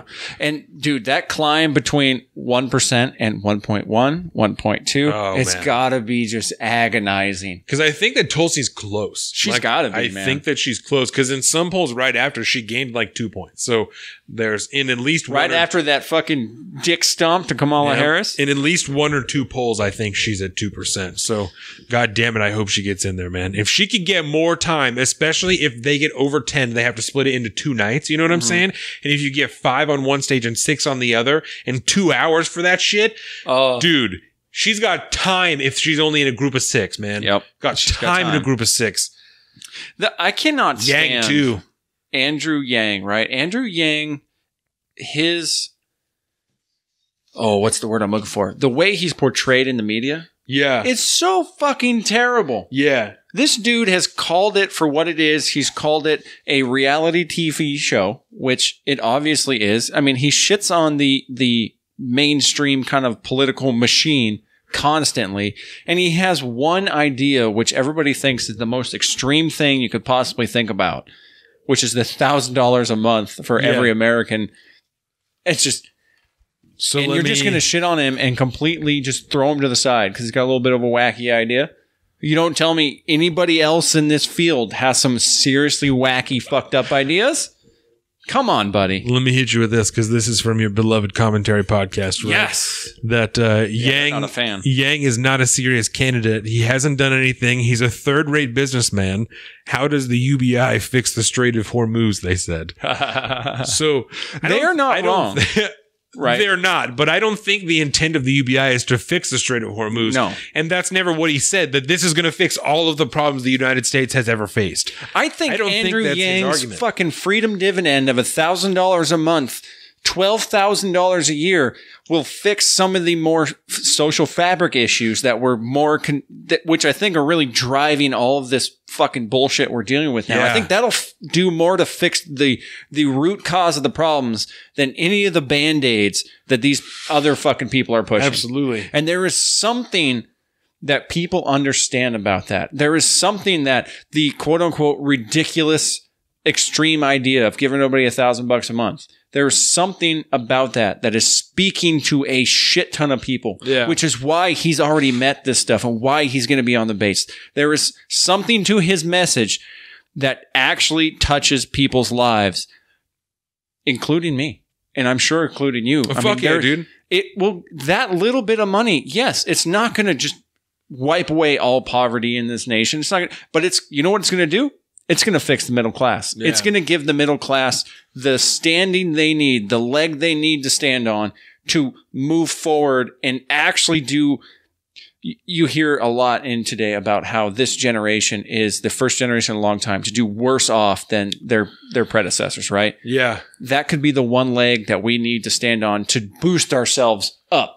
Can you imagine? Be better than our parents. Can you imagine if you and I didn't have to work overtime? You know what I'm saying? Like if we worked only 40 hours a week or even a little bit less than 40 hours a week. And especially if Jordan was also getting a UBI and fucking Dax is getting, I'm not touching his, you know what I'm saying? His shit is his shit. Put it in the bank. That's all you when you get to be 18. That's fucking your money that the government gave you. You know what I'm saying? Can you imagine? Yeah. That would pay for a fucking high school or whatever he wants to do. Whatever the fuck he wants to do. You know what I'm saying? It doesn't have to be on me. That's you, right? Yep. I can't imagine what we would be able to do here with $12,000, with $24,000. You know imagine. Yeah. That's a whole nother income. Mm-hmm. That'd be like we each have somebody that works a part-time job that lives in our fucking cabinets and just shells us money. I can devote half of that to the podcast and still improve the fuck out of my life. You know what I'm saying? Yeah. $6,000 extra a year is excellent. And that is why Andrew Yang is not a ridiculous candidate. Because he is doing something that no one else is doing. He's speaking to the true, stuck in the middle, can't stand the bullshit, working class American, which is the vast majority of us in this country, you know. Yang 2020, bro. He's working real fucking hard to get my vote. If Yang got it, then he should pick Tulsi Gabbard as his running mate. Can you, dude, the power duo of Yang Gabbard on the Democratic bill. Yeah, she could pull the... would defeat everyone, bro. She could pull the old fucking... oh my God, Dick Cheney thing and be like, all right, Yang, you do you. You get your freezing dividend out. You make all those...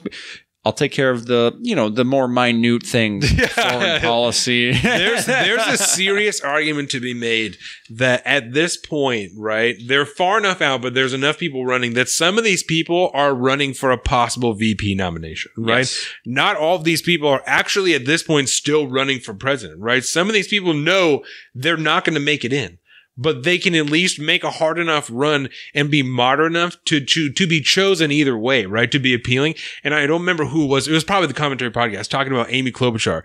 And that's possibly why she keeps talking about being from the Midwest, Yeah. I can do this. I'm from the Midwest, I can do this. I'm from the Midwest. From Minnesota, eh? Exactly, right? So there's a serious argument that some of these people are really just running to make a solid VP nomination to try and get on someone else's bill to just get in the White House, and not like just because they want to be in the White House, but because they want to try and get shit. I'm seeing Cory Booker, Amy Klobuchar, and Pete Buttigieg being those guys. Beto O'Rourke, if it wasn't for the state of Texas and the wild fucking support he has there, I don't think he'd be even in this race right now. I hate Beto O'Rourke. He's so terrible. I hate him. So terrible. He's straight up calling Trump a white supremacist now. 100%. Same with Cory fucking Booker. On live television. So right now, I see these two sets of candidates as being vying for the top spot. Yeah. Joe Biden and Kamala Harris are in it.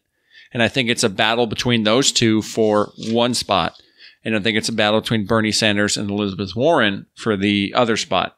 Kamala is trying to play herself off as a moderate, even though she's far from it. But so she's being put into direct competition with Joe Biden, right? Correct. And then same Bernie Sanders, Elizabeth Warren. Elizabeth Warren has basically mirrored every single one of Bernie Sanders' talking points and his policy points. It's weird, right? And then actually turned them into black and white policy, right? Yeah. But they're mirroring each other, and she's trying to get more support than him. So one of those two is going to knock each other out. Same with the Biden-Harris thing. At least the way I see it going down. I mean, we can say goodbye to people like Bennett and Steve Bullock, and thank God we can finally get rid of Kirsten Gillibrand. John Delaney, your boy Tim Ryan. Sucks. I liked both of those guys. Fucking Bill de Blasio. I'm so glad he's finally not making it. Dude. not even like people of New York fucking hate him. Everybody hates him. It's bad. He's a fucking groundhog murderer, dude. You can't be doing that. You can't be doing that. So I think we can probably move on to the shootings if you'd like. Oh, real quick. Yes. Joe Biden in Ohio the other day at the so the big thing right now, the big spot, because the Ohio? Yeah. Primaries and all this shit are all coming up. Iowa. Iowa, thank you. The Iowa caucuses. And so everybody goes to the Iowa State Fair. Yeah. Which, if you can't do the math and picture it in your head, this is a stomping ground that has been around since people rolled on their, when Kamala Harris's brand new campaign bus was a train, and people used to do that with trains and go to the towns back in turn of the century America. They would go to places like state fairs, because that was a huge thing. Right. And they would be able to speak to the masses and all this good stuff. And so it's still around, so they still do that. Well, on that campaign trail at the stop at the fair, Joe Biden got up and he was talking about how he was talking about poor people, right? Mm-hmm. And he said, poor people they should have no less, matter to us than like white kids. And then he realized, he goes, oh, wait, I just insinuated that all poor people are black people. Shit. And then he's like, or rich people or black people. Bro. Joe B, you can't be doing that stuff anymore, man. He's old. Yeah, he's old. And I mean, there was back in the Obama days, rambling Joe Biden. He was the crazy uncle. I think this was a Robin Williams bit. He's the guy. He's like the crazy uncle that you live with that has schizophrenia, that we haven't quite figured out the dosage on his meds right. And so every time a telemarketer calls, you just say, here, Uncle Joe, you talk to him. He's that crazy with some of the stuff he says. He's getting better at it these days, but those gaffes still come out, and the media has fucking buried his ass. They do not want to support him, and it's all about the progressives at this point. Yeah. But Julian Castro's brother. Yeah. Well, so let's give the background to this right first. Yes. Last weekend, there were two shootings, one in El Paso. Well, there were several, but the two that got the main focus were one in El Paso that I believe took the lives of 22 people there, and then one in Dayton, Ohio, correct? That took the lives of 9 people, and there were other people that were injured. And so they happened like 11 hours apart from each other or something like that. 13 hours, 13 hours apart. There you go. So, so it was huge focus, obviously, both of them done with what are being called assault rifles in the media, which we know are semi-automatic rifles. One was like an AK type style rifle, the one at Walmart, and then the other one is an AR style rifle. That I read an article this morning about how the one that was used in Dayton is technically classified as a pistol because the barrel is shorter than 16 inches and the stock that's on it has Velcro on it. It's meant to be fired with one arm, but you look at it, right, and you don't know the laws like that, you're going to think that it's an AR-15, right, or something like that. Mm-hmm. And I was watching a video, I think like a week ago, of a dude who said that he was doing something called a Second Amendment audit, and he was standing in a park with, do you have an article about something like that? Oh, this was a guy from Missouri who got all armed up and stuff and then walked into a Walmart in Missouri. And a jackass. Fucking scared everybody. He had 100 rounds of ammunition on him. He had his rifle. He had his vest on. He had the whole 9 yards. Fucking put everybody in panic. They all fucking ran. Yep. And then at the end of the day, it was just a test of my Second Amendment rights. Word. Fuck you, first of all, you piece of fucking shit. Yep. So this dude was in a park, right? And I don't know what he was wearing because the video was from like a body cam he was wearing. Mm-hmm. So you can't see that dude. And that was one of the points of the police officer is like, that's cool that you're recording it, but we can't see what you're doing on that video. So that doesn't help us in the court. You'll have real good footage of you getting killed. Yep. So this guy was wearing whatever he was wearing. I don't know, but then he's carrying what he says is not a rifle. It's technically a pistol because the barrel is shorter than 16 inches. The stock is one that's meant to be fired with one arm and all this stuff, right? And he's like, so, you know, it's just a Second Amendment audit. I just want to make sure that you guys, you know what you're doing and you're going to come out here correct and you know what you're talking about. And he's talking shit to the police officers. Like 5 of them show up, one of them with a rifle himself, right? That they're running up and they're like, hey, put your fucking gun down. Like, what are you doing, right? And he's standing there. He has his arms up, you know, when they come over. And so they have this whole conversation. The cops have to like look up the type of gun that he's using. And he's like, well, I just think that it concerns me that you guys are having to look up the, you know, the gun that I'm using to make sure that it's, you know, actually a pistol. It's like, well, hold on, because you modified this to shit to make it not a rifle anymore, to make it a pistol, right? And so now, so that you're able to come out here and make the argument that it's not a pistol. Even if you know guns, if it doesn't look like it is when you bought it, they may not know what it's supposed to be, you know? And especially it was like a person walking through the park that called. If that person has never held a gun before, they're not going to know that you don't have a fucking assault rifle because they don't know what a fucking assault rifle is. You know what I'm saying? They're not going to know that you don't have an automatic weapon, that you're just waiting to kill people who run by in the park. You're a fucking dickhead. That's what you are. You're a dickhead that you're not only taking 5 officers out of circulation in the city or the town, wherever you live in, that are now not able to survey to make sure other crimes aren't happening, but you're an asshole because you're fucking causing a whole scene because you want to try and make a point, you know? Possibly stand to get killed so that you can be a martyr for a cause that no one needs to fucking speak on anymore, you know? So stupid. And it was an off-duty firefighter that, had his concealed carry that drew down on the guy and basically just held him there until the cops showed up. I mean, and who knows? We're just going with that because that's the story that he's insisting on. But who fucking knows at the end of the day? Right. You know, I mean, the simple fact is that, yes, Washington State is an open carry state. Right. But are you that socially unconscious that you're just going to throw your fucking AR on your back and just kind of walk through fucking Walmart or go grocery shop? What are you doing, dude? That's going to freak people out. What the fuck are you doing? It's going to freak people out. And all you're doing is you're just ruining it for everybody else, dude. You're giving people more ammunition on the people that are trying to fight, you know, the Second Amendment laws that we have that protect our rights. And you are not doing any good to anybody here, man. You know, apparently this was a quote unquote test of your Second Amendment rights. Right. Well, guess what, dude? You probably just ruined it for a huge amount of fucking people. There is a responsibility that comes with being a gun owner. And part of that responsibility, part of concealed carry for one, is being able to actually conceal it and not freak everybody the fuck out. I'm very careful that when I go somewhere, it is concealed, that people aren't going to see it. You know, I mean, I would have to bend in a very extreme way for someone to see it, right?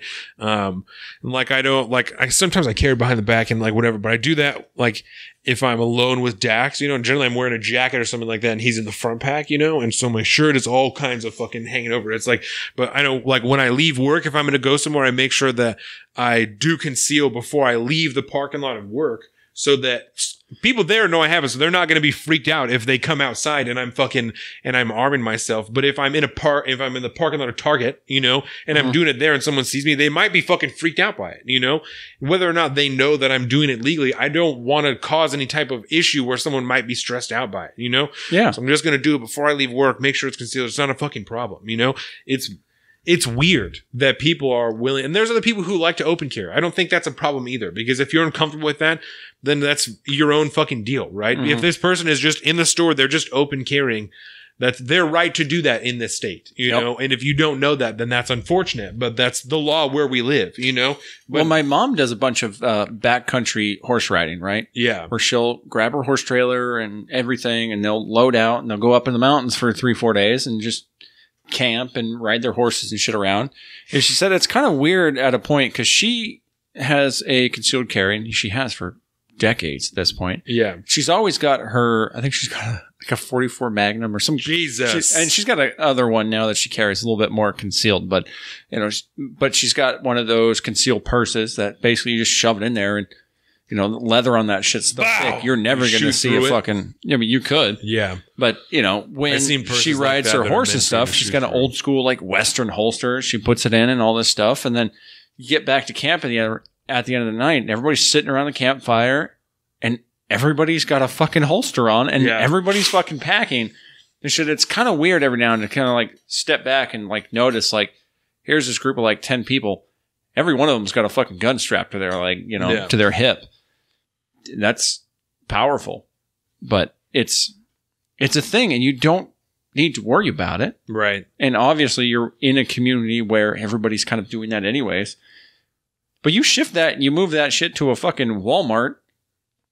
It's a different picture, man. You just got to think about it. I've got 5 or 6 friends, especially like ones that we play fantasy and shit with, that like they have their concealed carry, and I didn't even know that until I got mine and started talking to them about it. You know, and it's different there because even if I did, it wouldn't be a problem. You know, like I wouldn't have known that. Even if I did know, it wouldn't have been a problem. You know, it's just but it's different when people don't know you. You know, they don't know your intents. They don't know. All the citizens of that Walmart don't know that you're just doing a Second Amendment audit and that you're not going to murder 22 people just like this motherfucker in El Paso just did. You know, a Second Amendment audit is just such a stupid fucking You're just idea. an asshole. You're a dickhead is what you are. You're a dickhead, you know? That's like the motherfuckers that strapped up and then walked into a police station. You know, and then they're upset, like, well, why aren't you just shooting us? And like, well, like, what are you doing here? Like, you can't do that. You know, you should know better. You're not supposed to do this. Like, this is dangerous. You know, you shouldn't. Stupid. Right. Don't be a fucking dickhead. Like, it's weird. You know, it's weird that people are so bent to try, and some of them are willing to try and give their lives so as to prove a problem that people are scared of guns, you know, when that doesn't seem to be the fucking case, you know. No. Some people are, but when you're doing that shit, you're asking for something like that to happen because they don't know, you know. They're not scared of guns. They're scared of your intent. They don't know what your intent is. They don't know you as a person, you know. Exactly. They just see some dude rolling in, strapped to the gills. That would make me feel weird. You know what I'm saying? Yeah. I know. That would make me feel fucking weird if I was that fucking... I don't know. I can't speak exactly, you know, but it's what the firefighter did is not unreasonable for him to have a concealed carry. Be like, hey, get on the fucking ground. You're not doing this. You know, that firefighter doesn't know your intents, even though he's obviously a fan of the Second Amendment and obviously a proponent of it. You know, he doesn't know your intents. You know, you're just a fucking dickhead, just a stupid fucking douche. And I think there's so much of that. So after these shootings, right? Yes, there is a whole slew of different narratives that come out, right? One of the shootings, the one in El Paso, was, I think there might be, there's more in the first one. I'm just going to get another one. The one in El Paso, there was a manifesto that came out with that. And in the manifesto, the kid said that it was racially fueled, right? That he was there to try and kill Hispanic people, even though it doesn't seem that most of the people who died there were Hispanic, but that was his intent on the way there. He also said that this rhetoric was not fueled by the president, that he felt this way before the president was in office, and fucking Pod Save America, right? These just wonderful journalists. They're like, well, why should we even believe what this guy says that Trump didn't radicalize the shooter? Because, you know, he was only 21 and he's not even grown. And, you know, Trump had to be the reason that he did this, right? It couldn't be anything before because he's only 21 years old. So the only president that he's even going to remember is President Trump, you know? So it has to be President Trump. It has to be. That's no logical gap there. Right? Yeah. So that's their argument, you know? And there was some type of study, right, that came out this week or before that said that speech itself does not radicalize people to the point of violence, but someone who is like on the bridge of doing something like that anyway could be pushed to it by some type of rhetoric. Could be. Right? Could be. Right? It's possible. Oh, but it's probably the violent video games, man. Right. So there's a narrative that video games are the problem and, you know, the internet is the problem and all these things that are coming out. And those are things that President Trump actually pushed himself. Right. Anyways. And we're not giving validity to these things. We're just talking about all of the different narratives that have come out as to why these things keep happening. Right? A lot of like old narratives that nobody's brought up in like the last year. Right. All of a sudden seem to pop up again. And I don't understand why in this case. I mean, I don't know. Did you read his fucking manifesto? I did not. I'm not going to. It's just a fucking waste. But yeah, these people, It's not the internet that's the problem, obviously.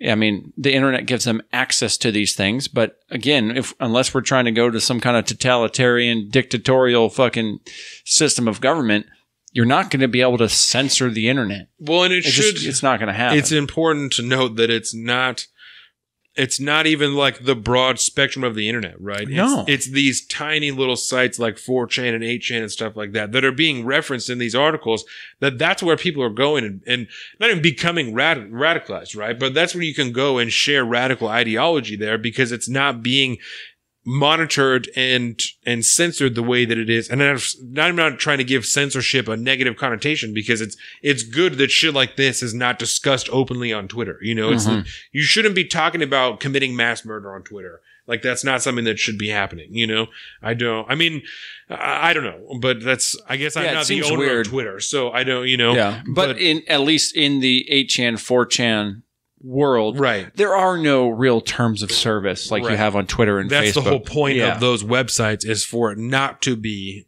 monitored or for it not to be censored. You know, is for free speech, however as far as it's going to go is to happen there, you know. But again, I don't think those are the things that are radicalizing people, you know. In the case of fucking think spot still not up. In the case of the El Paso shooter, like we said, he said himself that he was radicalized to these ideologies prior to President Trump being in office. Yeah. The person who did the shooting in Dayton, by reports of like his old girlfriend and other people, he was like obsessed with mass shootings, watching videos and shit all the time and always talking about him and like all kinds of shit, you know? So there's an element to it that I suppose could be attributed to the internet in the way that we were talking about exposure. You know, the exposure to these things that it didn't used to be that you could watch the video of a mass shooting 1,000 times, 1,000,000 times as much as you wanted to just focus on every little thing and all this shit.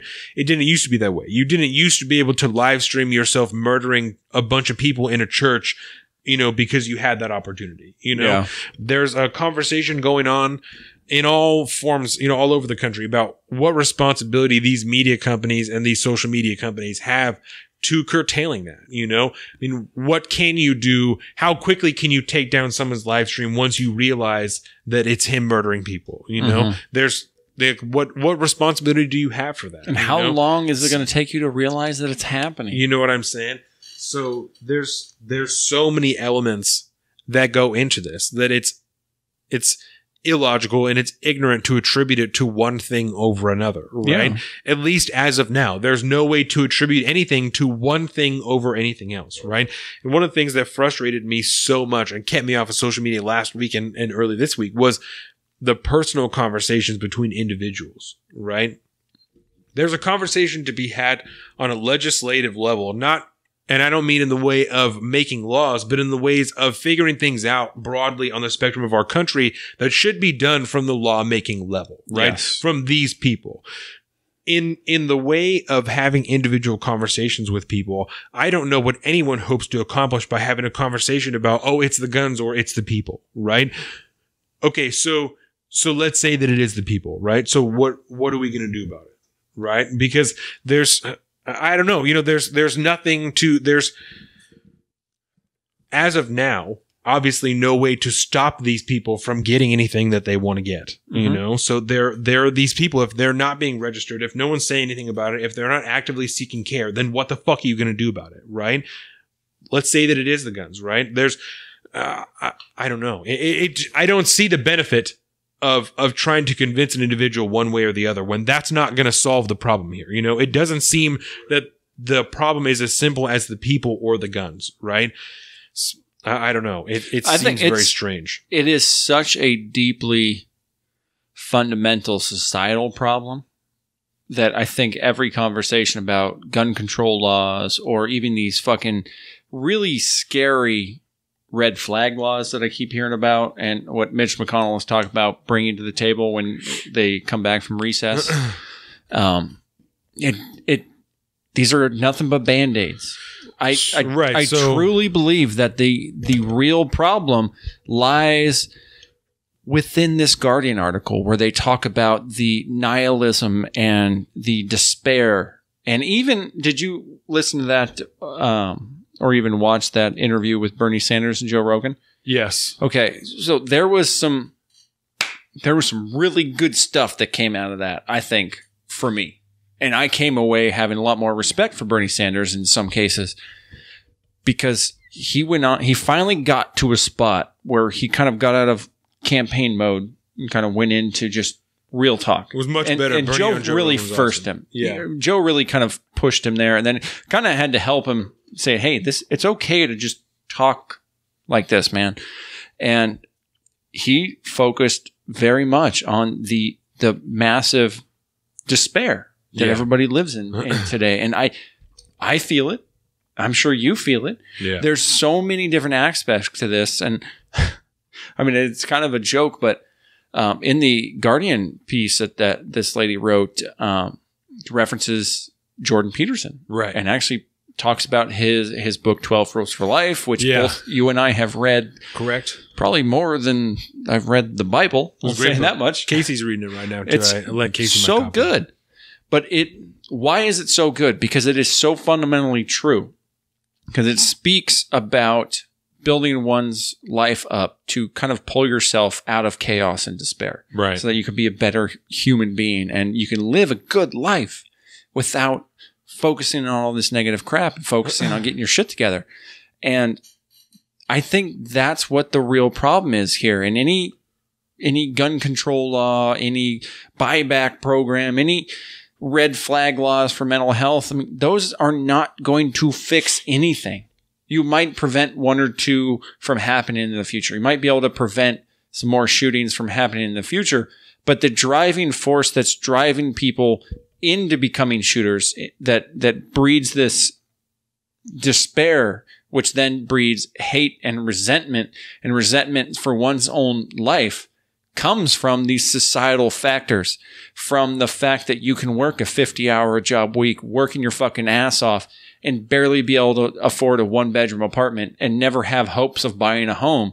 It's preventing the birth rate in America is the lowest it's ever been. We have very little people having sex and getting married and having families. These things are on an all-time low.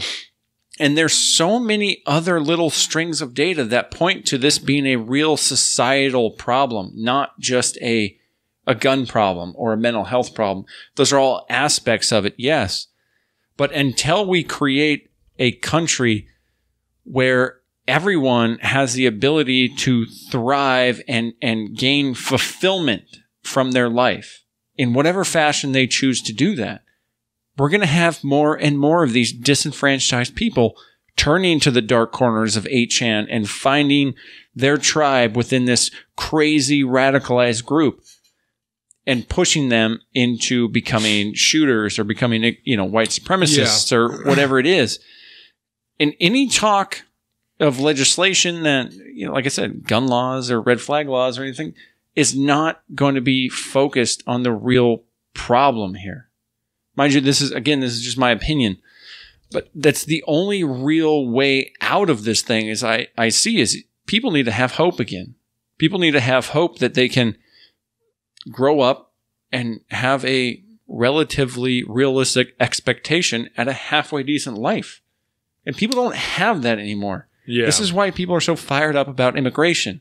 That's why they're so fired up about foreign policy and just every issue under the sun, because they're in a shitty way.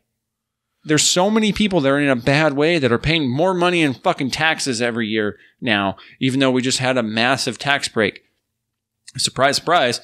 That tax break really didn't do too much for you. Exactly. Might have done a little bit. Well, and there's not a lot of hope anymore. Yeah. And when you turn to the media, all you get is despair and disdain. You don't get hope from anything anymore. Well, and I think that might be part of it, but I don't think that people should be looking to the media for hope in their lives. No, and but the fact that you turn your TV on and you want to check what's going on in the world and you get nothing but a crushing morosity of bullshit. I think that takes people's personal responsibility away from that. You don't need to expose yourself to that. That's not necessary, right? Because if that's something that's so broadly happening in this country, then why is this not happening even more than it's happening now? Because we feel very much that way, but it's not pushing us to go out and kill a bunch of people. Right? No, well, it's because we're some of the sick few that enjoy this shit. I think that's part of it. I think another part is I think there is an element, and I think that there is. I think it's important to note that a lot of, especially these mass shooters, are like young white males. I think that's important, right? Not in a matter of race, like, oh, it's only the fucking white kids that are doing this, right? But I think that it means something that's the community that's happening, because I think that the question of masculinity and the topic of toxic masculinity plays a part in this. You know, I think that plays a huge part in this. That it's not. It's not okay to be a guy anymore. We are not taught anymore how to funnel that in a productive way. We're just supposed to. Well, you shouldn't even feel that way. You're not even supposed to have that, you know. And if you have any type of imbalance in your brain, that can lead you into something like this, you know. And if it's mixed with radical ideology on the internet, and mixed with being a young adult, and having no hope because you've gone through college or some shit like that, or you couldn't go to college, and you don't have any fucking money, you have a shitty job, or you went to college and now you got $100,000. That's what I'm saying. You went to college, or you didn't go to college, whatever, you know, and it didn't work out, whatever the fuck, you know. You are totally and utterly disenfranchised. For whatever reason. Yeah. A million reasons. But I think especially when you're talking about kids like the one in Dayton that had like a hit list and like people that he wanted to fucking kill in his school, you know, there's something going on there that happened to that kid, whether he's bullied or whatever the fuck, you know, that's coming into question, that I think is an important, relevant piece of this. He killed his sister, you know? Yeah. What's the deal with that? And everybody's still asking the question. What's the deal with that? How did that happen? Was that an accident, or did you kill your sister on purpose? Like, what's the fucking deal there? You know, what's the story? You know, I think that's important. You know, there's a reason that this kid in fucking El Paso drove however the fuck far away from his house and shot all these people in a Walmart like 600 miles or some shit away from his home, way far away from his house, you know, got lost and then stopped at the Walmart, he said, because he's hungry, and just was like, well, I'm just going to do it here, you know, instead of wherever the fuck I was going to go before, you know, like there's something that's going on here. And I think that, like I said, it's not any one thing, you know? I think a part of it is hopelessness. I think a part of it is these kids don't know how to be productive members of society as males, because they're being fucking confused as shit, being raised in this weird backwards social scenario that you should just control yourself and don't even worry about trying to release it. Just fucking handle it, you know?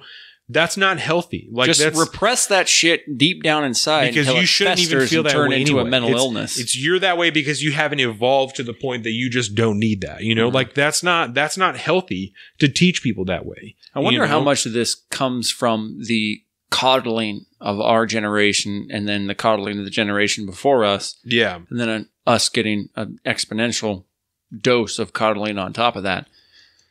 And I think this, again, just speaks to the deeply, you know, sociological level of problems where this is coming. You know, we're focusing, in my mind, we focus on the one point at an individual's life that made him turn a certain direction, become a shooter versus go a normal direction, right? It's a series of events that leads you down this path. Yeah. And I think we are a heavily medicated society. Like I think I mentioned in the pre-show, there's a lot of things going on a societal level that I think build to this stuff. And I think whether it's a fallout of the Me Too movement, or just the Me Too movement coincidentally happened alongside with this kind of stuff. But yeah, it's almost not okay to be a masculine man anymore.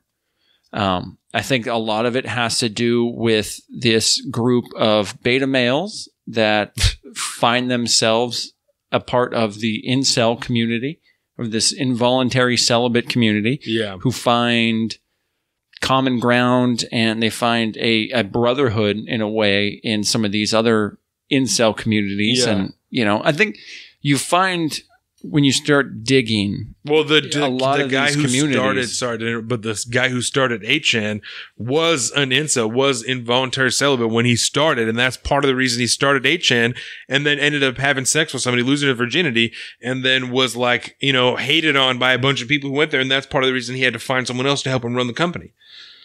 And that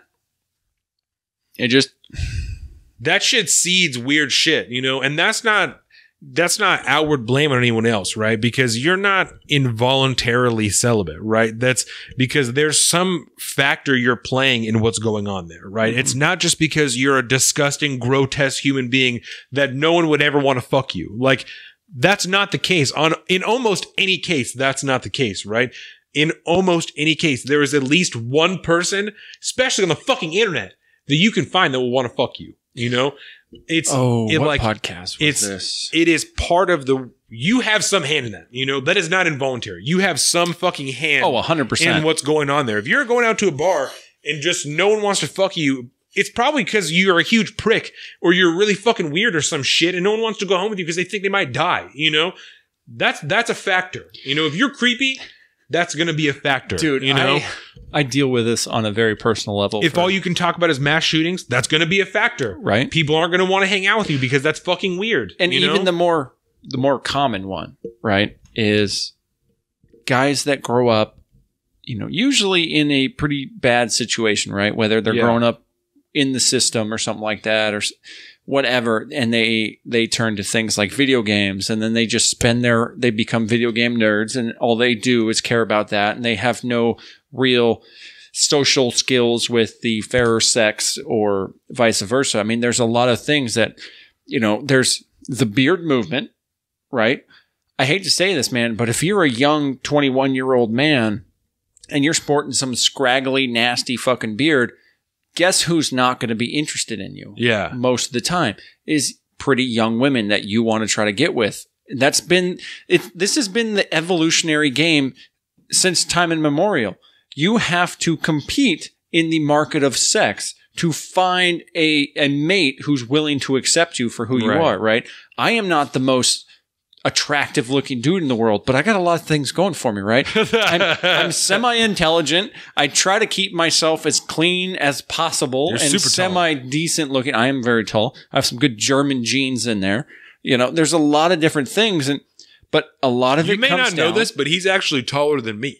Yes. That's a thing. He's like 2 or 3 inches taller than me. And look at this wingspan. You got me beat. He's way longer than me. Way longer than me. So it gives me an advantage in a fight if I ever fought people. Watch out. I don't. And his gun is closer to you. That's very close. But I think I have confession time. I have a couple employees that work for me that are, one of them is an incel. He is legitimately, quote unquote, involuntary celibate because he just cannot attract women. And so, you know, in the past, you would have a group of male friends that would kind of be like, dude, come on, man, you gotta get your shit together. You look like a fucking slob. You do this. You know, I mean, you got to make yourself attractive to women if you want to get women. Yeah. That's the way it is. It's part of the quote unquote, the game. This is not luring women into fucking, you know, rape encounters or anything. That's what the internet is for. That's what like Tinder and shit is for. You know, and I can't remember the podcast, but there was a podcast this week, one of the daily ones, where, and it was probably at some point this week. I don't know. It's been a weird podcast week, but where they talked about incels, and they talked about a guy who was celibate for a while and was starting to get into this stuff, and then he kind of like stepped away from it, got his shit together a little bit, and then all of a sudden started getting laid and had a girlfriend, and the next thing you know, it's like, yeah, these people are fucking crazy. Yeah. You know, this is stupid.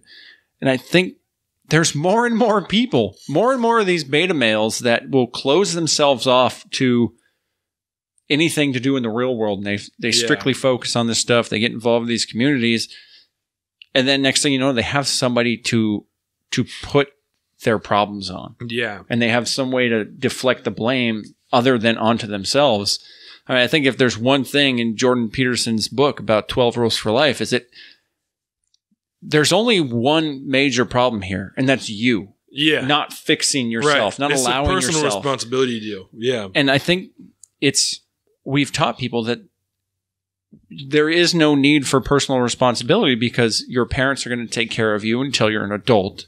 And then you're going to go out and do great things. And he talks about in his book, like you said, like you have to make yourself somebody who would want to be with you, because why would someone want to be with you if you weren't someone that they want to be with, right? And why would they want to raise a kid with someone that they don't want to be with? You know, they're not going to be attracted to you. You have to like almost market yourself. You know what I'm saying? Like you do. Yeah, you have it's been that way. Exactly. It's that way with fucking birds and every animal under the sun. Why is it any different from us? Because we have a higher, you know, we're able to look at ourselves from a 3 mile, down view. No, we're all, it's still the same. You still have to make yourself attractive. Otherwise, you're not going to be pursued. Yeah. You're not going to be allowed to pursue somebody. I mean, like I said before, it's a deeply societal level issue, I think, that we really need to focus on. And I think it's going to solve a lot of problems. It's not just the mass shootings. It's a lot of the fucking problem. You know, everybody is so up their own ass with how terrible everything is and how evil this person is versus me because I have these views. You see it playing on Twitter every single day. Yeah. We need to actually address the fundamental core problems here. And I think we could all be a lot better off for it. Yeah. So let's talk about some more facts real quick, and then we'll get into some more broad conversation, right? So after this happened, obviously, there's all this discussion about white supremacy, and this is a huge problem, and it's white supremacy in America. And there's certainly an element of that because, Christopher Wray, the FBI director, just was testifying last week, and I actually, just by chance was listening to it, had no idea it was going to be relevant, just by fucking chance was listening to it, right? And I heard where he was talking about domestic terrorism, and he himself would not classify it as a white supremacy issue, but when it was being asked him, he said a large part of domestic terrorism could be what you would interpret or what you would classify as white supremacy, right? And that is that's a problem. That's been a problem here for a long time. White supremacy, KKK, that type of shit, been a problem here for a super long time. I don't think that that's anything new, right? No. And so there's obviously all these calls for the president to disavow white supremacy, which he comes out in his remarks, disavows white supremacy. White supremacists are so bad. Everything is so terrible.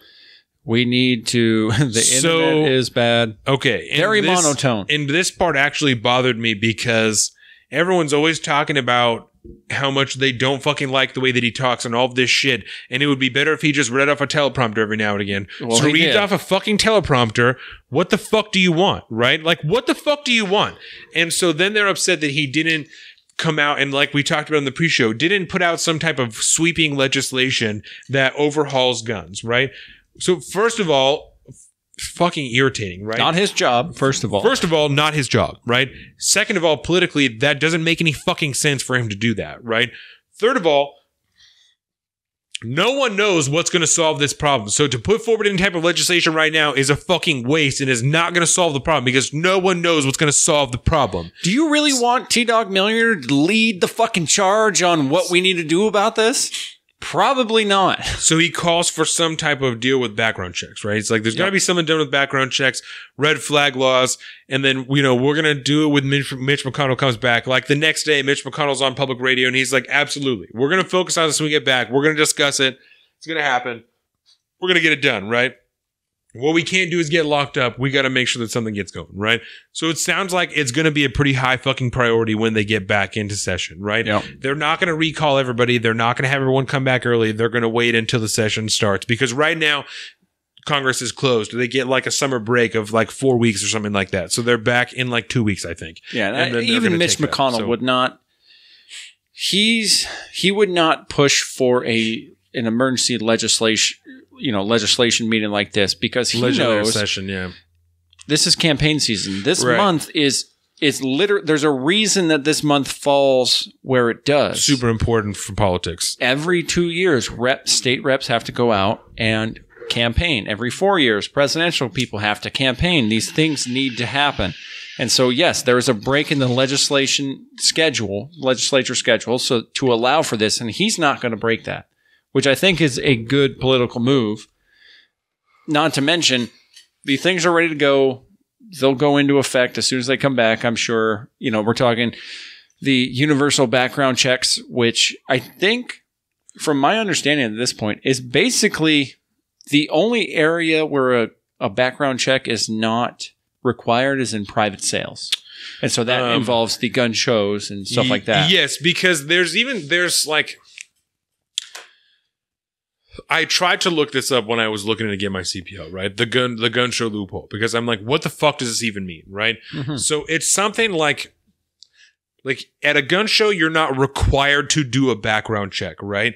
But most of the people at gun shows in modern day are people who have stores and stuff like that and have the ability to do a background check and won't sell you a gun without a background check. Mm-hmm. So you have to be someone who has like a large enough personal collection to be at a gun show, to be selling guns, and choose not to do a background check, which then puts you at liberty for getting in trouble for having sold a gun. You know what I'm saying? Mm-hmm. Like, it's the way that the country sits right now. Like, they'll try and rope you in, you know? And so for a pro-gun activist, this is not something that you need to worry about. It wouldn't make sense for you to... It wouldn't make sense for you to go to a gun show and sell guns without doing a background check. It just doesn't seem... It doesn't... It seems like a way to protect your own ass. Right. And I don't know why you would not want to do that.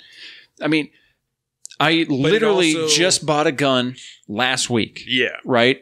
And to go through the background check, it is a federal database thing that instantly gives you a thumbs up or a thumbs down. Yeah. They hand you a fucking tablet.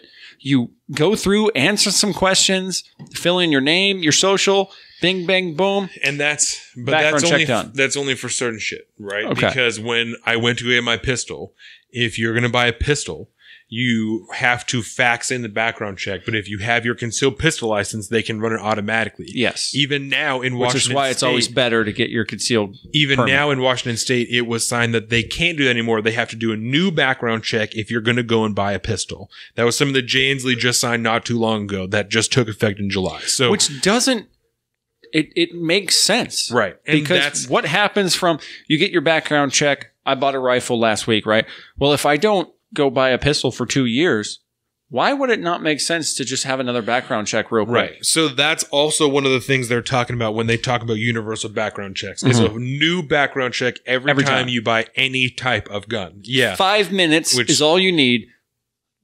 Who cares? And the thing is that if you fax it in, it can take up to 30 days. Like, it can take longer, but generally is done very quickly. And in the general scope of how long it takes to get federal approval for fucking anything, 30 days might as well be right now. And if you can't plan out something with a firearm within 30 days, then what the fuck are you really doing anyway? Yeah. My Uncle Jeff, I'm not gonna, he was jokingly, right, we were talking about gun laws and we were talking about waiting periods and stuff. And he said as someone who, has concealed carry and stuff like that, he's like, I'm willing to wait up to 30 days for anything. I think he said 30 days, right? And he said, because honestly, he's like, you should be able to wait this amount of time for anything. He said, and if you're so pissed off that you're going to kill someone with a gun and you're 30 days from now, you're still that pissed off. It's like, someone should probably be shot anyway, because if you're still that mad after 30 days, someone probably deserves to be shot anyway, whether it's you or him. Someone probably deserves to be shot, which I thought was really funny. But that is hilarious. Yeah. I mean, not realistically. But I know that like when great. Casey went to go buy his pistol, he went to Bass Pro Shop, and I'm not trying to, Casey, I'm sorry, I'm not trying to air you out, but when he went, was all regulated and everything.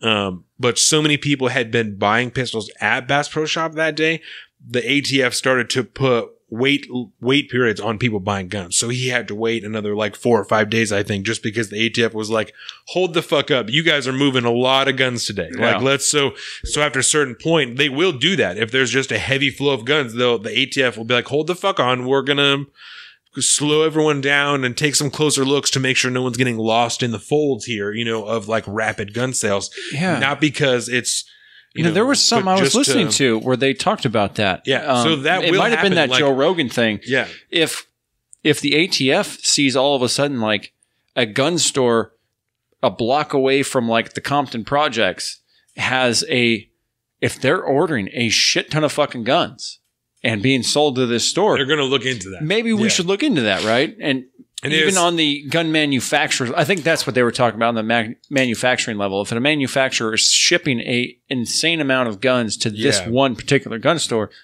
maybe we should look into that. Maybe. Yeah. And there's another one I have to look into to see exactly what this law is, but I have another friend who just got his CPO and bought a pistol, and he had bought it online and had it mailed to a hunting store in town.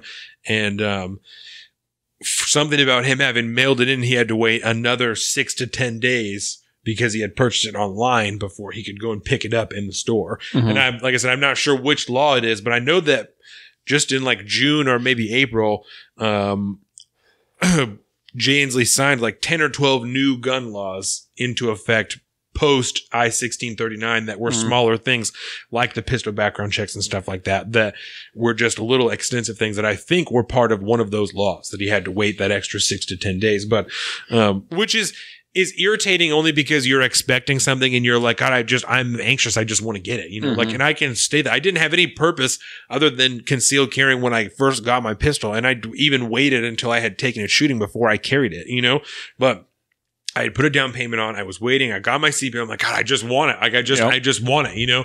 I'm just waiting this whole time. I just want it. Just build anticipation, you know? But I didn't need it. You know, I didn't need it that time. There was nothing wrong with waiting. I just didn't want to because I had already fucking paid some money for it. And was just trying. I had the money. I was just waiting, you know? And like you said before, I mean, if you're not in a position to be able to wait, why is that? What's going on here? You know? Yeah. Question? Because, it just doesn't make sense. You remember, you probably didn't experience too much as a young man, but it used to be the case that if you wanted to order something that you couldn't buy from the store, it would take 6 to 8 weeks. Right. To even show up. And that's after like the week of snail mail after they confirmed your payment and all this stuff. So you're waiting 2 months, 3 months sometimes before you got something in the mail, like whatever the fuck it was, you know? I bought Jordan's gun online and it was there in less than 7 days. It was in the store ready for me to go and pick up in less than 7 days. And I was like, that's kind of cool, you know? that's what's up. Yeah, over, you know, fucking Prime, you know, free next day shipping and stuff like that. That's weird. I hate to do this to you, man. I'm going to piss my pants again. You motherfucker. It's this guy. You did this. You made a delicious beer concoction, made me drink like 2 of them. I'm working on a 3rd. I got to pee like a racehorse. All right. Do you want to take a break or you good? No, I got this. Right. So right back. You're good. So one of the other things that I heard this week from our friends at Pod Save America is they were talking about, they said President Trump is talking about ethnic cleansing and said so in Europe when he was talking about their culture, right? And he was in Europe and was talking about, you know, how they're losing their culture because of immigration and all this stuff like that. And that might sound like a little bit radical in America, right? In Europe, and I listened to a fair amount of like BBC podcasts and read some from the article or from The Guardian and BBC, read a lot of articles from them. And that's a genuine concern in a lot of those places, especially in Germany and stuff like that, where there's an extra amount, maybe for lack of a better term, of refugees and immigrants that are allowed into that country. There's a lot of people who are native there that are concerned about the delusion of the culture and delusion in strictly a literal sense of actually diluting the culture that exists there. And so I don't think that that's necessarily a fair shot to take. And like I said, maybe in America it doesn't look as good, but in Europe, where politics are also much more crass than they are here, which is hard to believe. But, I think that that's a fairly legitimate thing for him to say, especially speaking to the audience that he was speaking to. But as we know, they're not ones at Pod Save America, they're not ones for being exactly supremely honest. I had a little tweet storm on them this morning about what giant pieces of shit Pod Save America was. So that's another deal.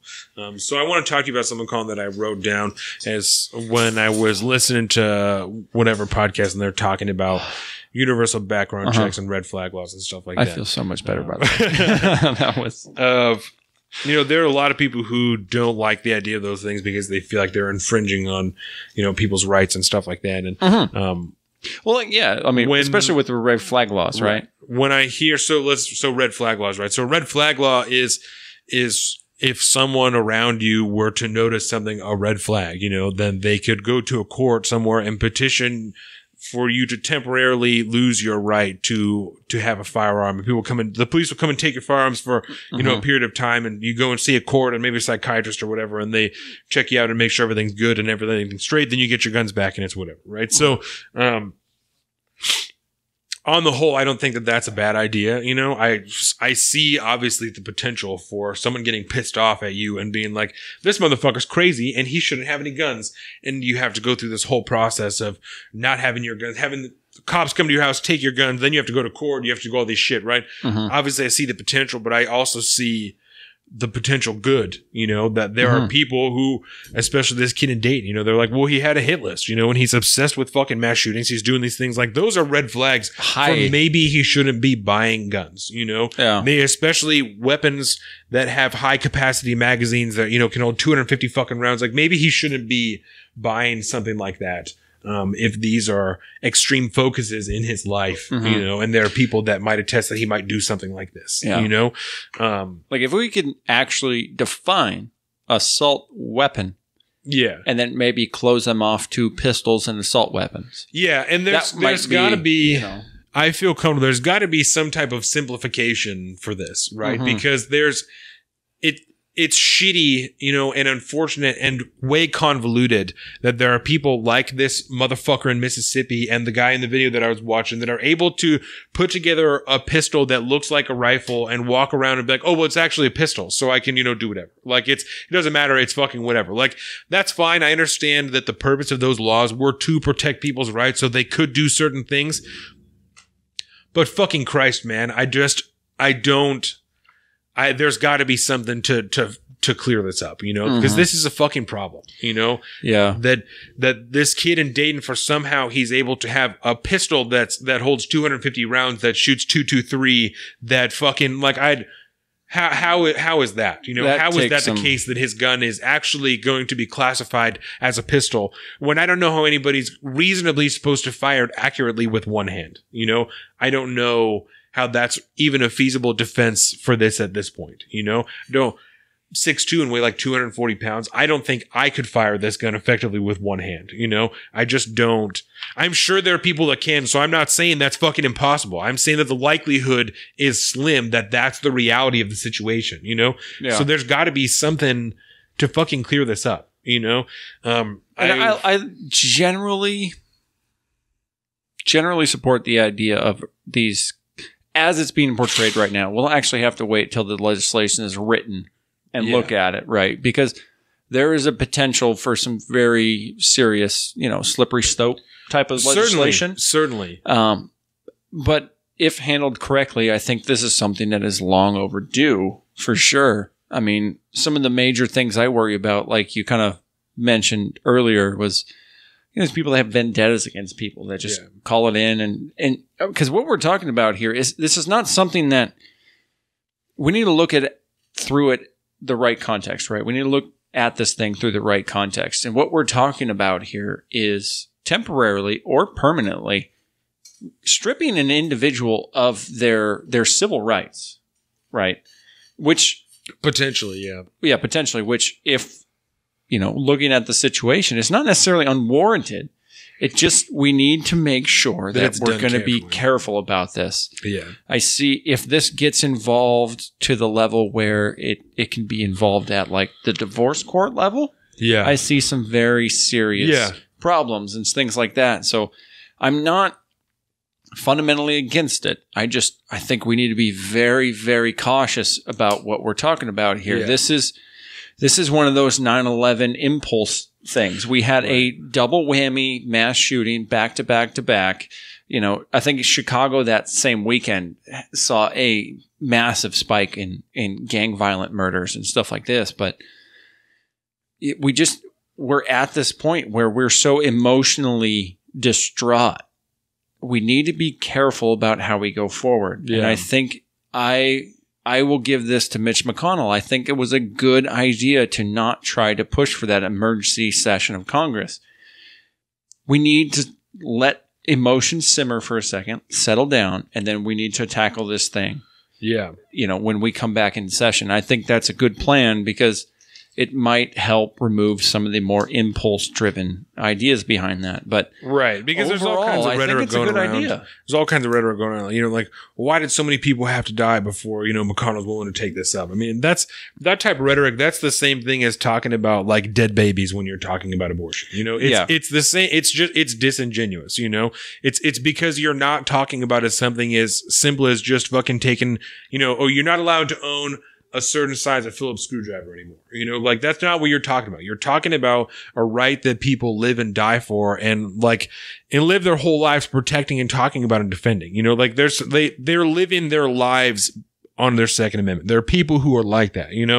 There's the same people who live their lives based on a religion that says that abortion is murder. Like you're talking about something that people are holding deep as a moral belief, not just something that no one gives a shit about, Like it's not like this whole other side of the debate is just people who are being fucking stupid and don't want to give up something that they love to do because it's just so fucking fun. It's not a fucking jet ski. Like it's not, it's a right that we've had since the founding of the country. It's different, This is different. Like it's not so simple, and I don't like that it's boiled down to that, that's ignorant for that to be done that way.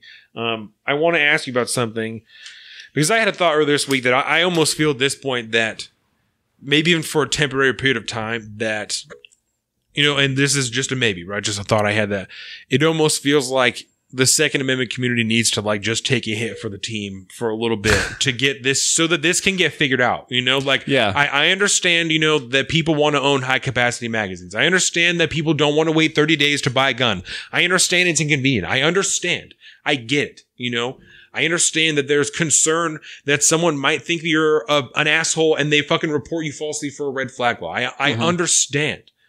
But we gotta fucking do something, And if those things are going to do something to affect what's going on until we can look at the deeper cause, to at least a temporary solution so as to try and limit the amount of mass shootings right now until we can identify the deeper cause and target that. I don't understand why that's not okay. I'm all for it. I'm all fucking for it. I'm not talking about no AR-15s. I'm not talking about no rifles. I'm not talking about any of that shit. I'm talking about let's make sure that every single background check someone in the government is laying eyes on and they're like, yeah, this guy has no risk of fucking mass shooting anybody as far as we can tell, Let's look at his fucking medical records, his whatever. Let's make sure that you're legit, before we're just giving it for fucking now. I understand. I get it. And I might have touched on this last week a little bit, but I think if we developed a healthcare system that put a heavy emphasis on mental health, you would have a much more reliable set of data to be able to reach to for something like that. Right. And I think that's a good call. Those are just, I'm not saying though that's the plan. Those are just examples of something, I feel like at some point the Second Amendment community just for now, just take a hit for the team. I understand that this isn't about you because not you, but the general you. I understand that you've owned an AR-15 for 20 years and you've never even thought about mass shooting anybody. I get it. I understand. This isn't about you. This is about, for some reason, the people in the fringes that are being left out fucking somehow. That people are able to go to Las Vegas and buy a gun and then go back to California, cut their way through a fence and fucking shoot a bunch of people, There are something going on that these people are being left out. They shouldn't be able to buy guns, and they are, There's a certain factor of this that is the people that we gotta fucking just, let's make sure that the people who should have them can get them and the people who shouldn't don't. For now, let's be extra fucking vigilant because this is a problem, This is a serious problem in this country. Let's, for now, be extra vigilant. For now, you have to vaccinate your kids, Doesn't want to be like this. I was just going to make... now. Until measles is gone, you have to vaccinate your kids, Until we figured out what is making young fucking white males and people across the board want to murder dozens of people at a time, just hold the fuck on. Wait 30 days to get your rifle and so we can take a look at this. Yeah, I was going to say, what's the worst that we're talking about here. What is the worst that could happen? An extra waiting period? For now. You know, that's what I'm talking about. A full sunset clause. Doesn't have to be 10 years, you know? Give it some fucking time. That makes sense to me. Let's even do it 1 year at a time until we have able to sink enough research in it. Get the fucking NRA on board, you know? Because if you're telling them it's just for now, right? It's just for now. And if you can get enough people in the country on board, the NRA has to buy in. The NRA because they're not representing something that's not true, you know? And as of right now, this is... If you're going to do serious anything, problems. We need to circumvent. If you are in a political situation now where you can, for all intents and purposes, completely circumvent the NRA right now because they cannot find their own dick right now. They are in such disarray that the upper echelon of the leadership is in flux. Everything is crazy. They don't know up from down right now. This is the time to pass some legislation where you don't have to worry about the NRA's involvement. Yeah. And I mean, really, what are we talking about here? Some lobbyists with a bunch of fucking money. I mean, if you had some clean politicians who didn't care about that, you'd be fine. But now I think that's an interesting analogy that you make there because when you first started talking about this, my mind instantly went to immigration. Yeah. Because I had this thought the other night about maybe it's time that I'm going to pull a Trump line, actually. We need to shut this shit down until we can figure out what the fuck is going on. We need to shut all immigration down. Period. Full stop. We need to completely re-engineer our entire engineering system or immigration system. The whole 9 yards. Everything to do with ICE and Border Patrol and all of it. Let's get through the backlog of stuff that we have. Let's take care of all this stuff. Get a new system together, and then we reopen for business, right? Yeah. And I could see the same type of thing going down with these gun laws. Pause button. Let's take a look at what's going on. Let's really examine it. Let's have some talk, and then let's move forward. That's like, you know what I'm saying? I'm not talking about everyone has to go and have, 2 or 3 sessions with a psychiatrist before they buy a gun. Like I'm just saying, like, let's make sure at least one person who's a responsible motherfucker in the government is taking a look at what you got going on. That you're, no one's concerned about you. No one's fucking whoever. You haven't been, in psychiatry lately. You're involuntary, whatever the fuck, however it's done, Yep. And I don't understand what the problem is with that. I don't see what the big fucking deal is with that. That if you like, so you can market it in a way that this isn't about you, man. This isn't about you. This is about, we want to make sure that this shit is tight. Because something's going on. All these guys got these guns legally. All of them. The one at the Garlic Festival, the one in El Paso, the one in Dayton. All got them legally. They're all legitimate. All this shit purchased legally, right? So the argument is no longer that it's not the system, right? There's something going on. There's something wrong with the people. There's something wrong with the system that this is not being caught. That we're able to look into it for 2 weeks as journalism, in fucking 4 days as journalists, and find out that one guy has a hit list when he's in high school. Some reason he's able to buy a fucking rifle. Why? If you've ever written a hit list that's been verified by fucking teachers and adults and parents, let's on the internet. Give you a fucking some time before you can buy a rifle. Because it's one thing if you're scribbling this shit down in like a diary, right? But if you're posting it into the public forum, you're subject to whatever you post out in the public forum. Yeah, it's just right? And so that way I think you could circumvent the what's the amendment, the unjust search and seizures 14. I can't remember off the top of my head, but just identify, take the HN, make it some way that you can track it back to this dude so that you can verify, that. Well, that's one thing that I got through all these podcasts is that HN actually serves a purpose by being, that dark corner of the internet where people gather. So it allows authorities to kind of focus in on that and watch people, right? It being the one place that they're gathering. And walking that fine line between, violating somebody's civil rights and privacy to preventing somebody from essentially making a life-altering mistake that could end the lives of numerous people. Yeah. I think there's a very fine line to walk, but it's a line that we have to fix, and we got to figure out how to walk it, I think. Yeah. Can we do it in today's world? That's another question.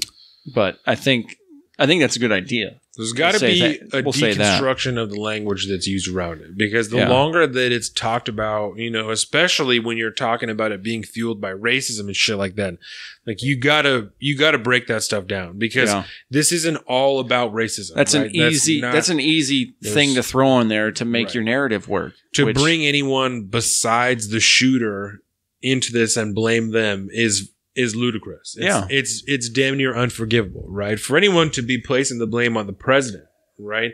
Regardless of the fucking language that he's used, right? Did anybody blame Bernie Sanders for the congressional softball shooting? That was another thing that I was thinking this morning when I was listening to Pods of America, was they were talking about how there is no equivalent, you know, that on the left, there is no equivalent to people trying to mail pipe bombs to Barack Obama. There's no equivalent to a guy in El Paso who says that he's radicalized, even though he didn't say he was radicalized by Trump, right? He said he wasn't radicalized by Trump. He specifically said he was not.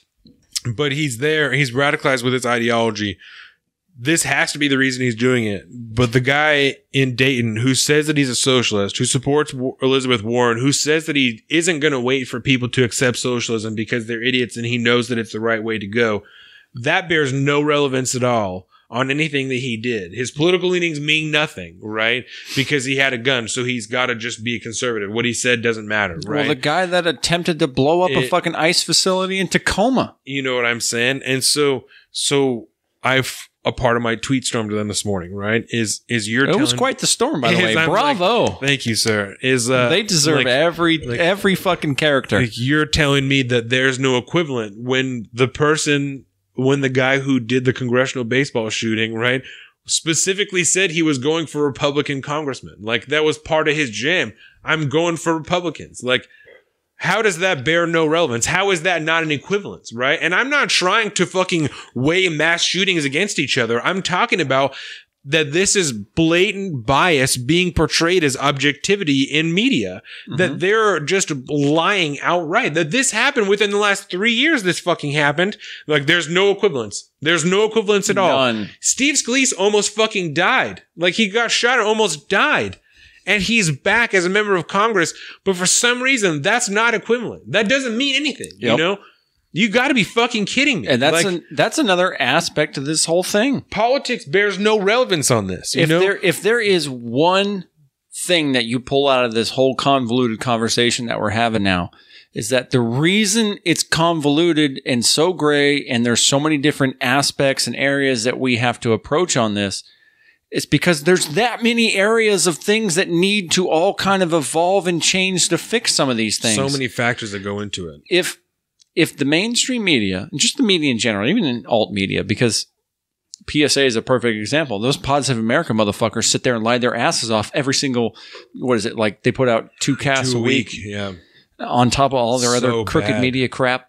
But if they can do that. That's how much we love you guys. We listen to fucking Pods of America. Exactly. The amount of disdain I have for those people, and I force myself to listen to this is another reason I think we're like them, because they do a long form podcast where they sit and they curse and they don't give a shit about, what they say. The only difference is they don't have any concern for factual information. They just fucking lie. They just lie. It's so bad. But if you could turn on CNN and not hear Trump called a racist Nazi, or you can turn to Fox News and not have AOC called a fucking whatever. I don't know, some extreme thing or some whatever. Terrible thing. If at least the major networks would just go back, and I don't even know how long it's been that they've been like this, but probably 15, 20 years, man. If they could just go to a place where they would just bring you the news. Yeah. You could still keep your fucking Chris Cuomo's and your Don Lemons and all this stuff, but that big old thing. This is CNN opinion host, not factual, unbiased news. We might be able to get somewhere because we need everybody in this country. We need to all be focused on the same goal here. We're all the same countrymen. We're all one and the same. We're all Americans, and we all should want what's best for each other. We may have disagreements on how we get there, but we need to quit blaming each other and calling each other bad or evil or, whatever it is, to really go anywhere on this stuff. Because otherwise, we're just going to devolve again into nonsense. And that doesn't help when it comes into pushing shooters into one direction. I mean, you could be radicalized if you sat there and only watched left-wing media. You could be radicalized to the right. Easy. If you're somebody that believes in the fundamental values of conservatism at the beginning and then gets involved in the Pod Save America crowd and CNN and, you listen to Don Lemon shoot his mouth off a bunch of shit he has no concept of, you could be radicalized. Don Lemon, right? Yeah, he's a piece of shit. Fuck Don Lemon. He is a terrible, terrible, disingenuous person. That needs to be a shirt that we sell. Fuck Don Lemon. Fuck Don Lemon. I feel comfortable selling that shirt. I'll make that shit tonight. Do you want a Fuck Don Lemon shirt? You hit us up in the comments. Yeah. Hit us up on social media. We'll make you one, and we'll send it to you for the low price of $20 plus shipping and handling. Yep, basically 25. I bet I could get Tyler to wear a Fuck Don Lemon shirt. Oh God. That would be such a hit. I bet I could get Casey to do it too. I'm going to talk to him. All right, do it. I bet I could get them to wear a Fuck Don Lemon shirt. There you go. Shit, I'll wear a Fuck Don Lemon shirt. I'll buy some shirts. I'm buying some shirts, and just so we can make. And I need a shirt that says, "Fucking the rubles don't matter." The rubles don't matter. Yeah. So an example I think of what you were talking about, rubles. Right? Yeah. One of the videos I watched earlier this week that got me thinking about toxic masculinity, so maybe this is a little bit hypocritical, was a video from Fox News, right? And it was Tim Kennedy on Fox News. You know who Tim Kennedy is? Tim Kennedy. He was a sniper in the military, and then I think that he was a UFC fighter, and he was been on Joe Rogan a bunch of times. And I'm gonna look at. So as soon as I see his face, I'll know. Yeah, you'll know what's up. And so he does all kinds of stuff. Oh, that's the guy. Yep. So he was on that video on the right and in the middle. That's the one that I'm talking about. So he's on there, and I'm like, he's talking about masculinity and stuff, right? And I'm like, so why the fuck are you on Fox News, right? Because you were in the military, which is amazing, right? And I'm not shitting on Tim Kennedy because he's an awesome guy. I love the shit that he says. He's fucking great, right? I'm not shitting on him. I'm just. What the fuck are my speakers on this thing? I was like, how long is this video? Oh, it's 5 minutes. I don't want to show that. Yeah. But that's the video that I watched, right? And so like I said, I'm not shitting on him because I think that's great. So he was a sniper in the special forces, right? Mm-hmm. And then he was a UFC fighter, I think, and now he's just like a man's man, does all kinds of cool manly stuff. So the most interesting man in the world. I'm like, that's awesome. I love what you're saying, but why are you here? Why are you on Fox News? Because you're an expert on masculinity? Because you were a sniper and a UFC fighter? Because no one else would put him on. Because you're an expert on mass shootings? Because you were in the military? I don't like what, you know what I'm saying? And I'm not saying he's not saying something valid. I liked what he had to say. But why are you on Fox News? This is something that I think is, I don't know, maybe this is shitty, but better shared on a Joe Rogan or something like that, because that seems like that's where it should be, right? But Fox News is Fox News. Why do you have Tim Kennedy on talking about toxic masculinity? Because it's a shot at the left. That's all that is. It's just a shot at the left. It's shitty of you, right? And like I said, I'm not talking shit because I loved what he had to say. It's part of why I talked about this. Oh, this is a media. I pulled up the Media Matters story here. So Media Matters can fucking burn in hell. So what I'm saying, right, is he's on there because it's a shot at the left, and they're talking about it because it's a shot at the left. Yep. Right? So again, I'm not shitting on him. I love Tim Kennedy. I love what he had to say in this video. I've listened to him on Joe Rogan a bunch of times. I love the shit that he talks about. But why are you on Fox News? Because Fox News is not a media network anymore. It's fucking propaganda. The same way that MSNBC is, the same way that CNN is. Because you have people on there talking about shit that they shouldn't be fucking talking about because it doesn't have any room on there. It has no business being on something calling themselves a fucking news network.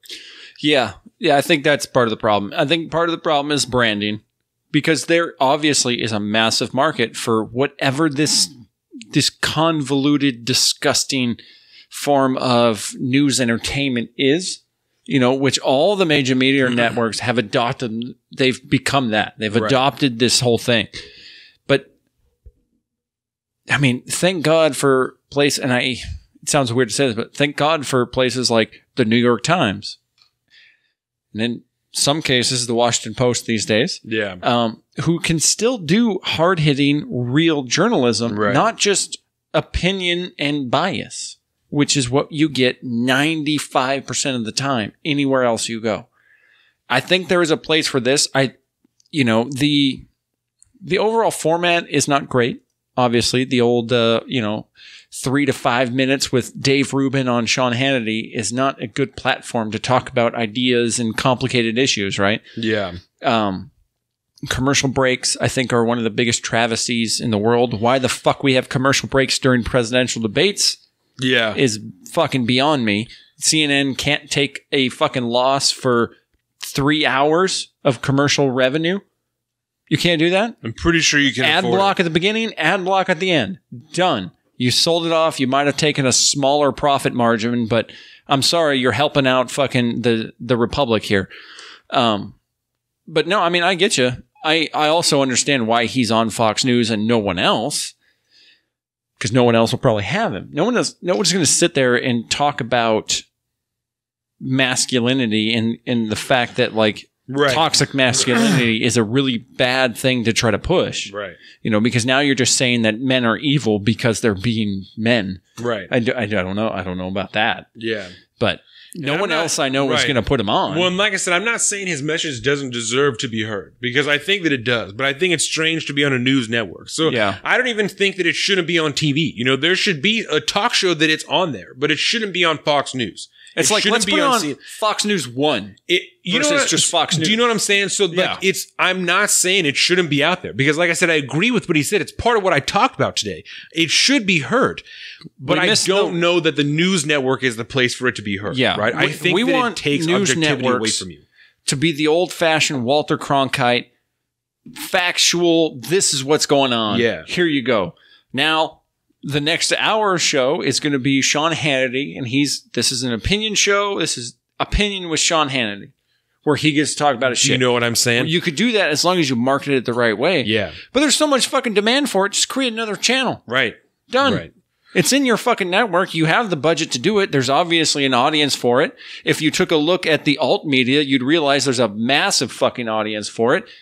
Just do that. Yeah. And then you won't be called disingenuous. You might have a leg to stand on when it comes to fighting back against the vicissitudes of the left.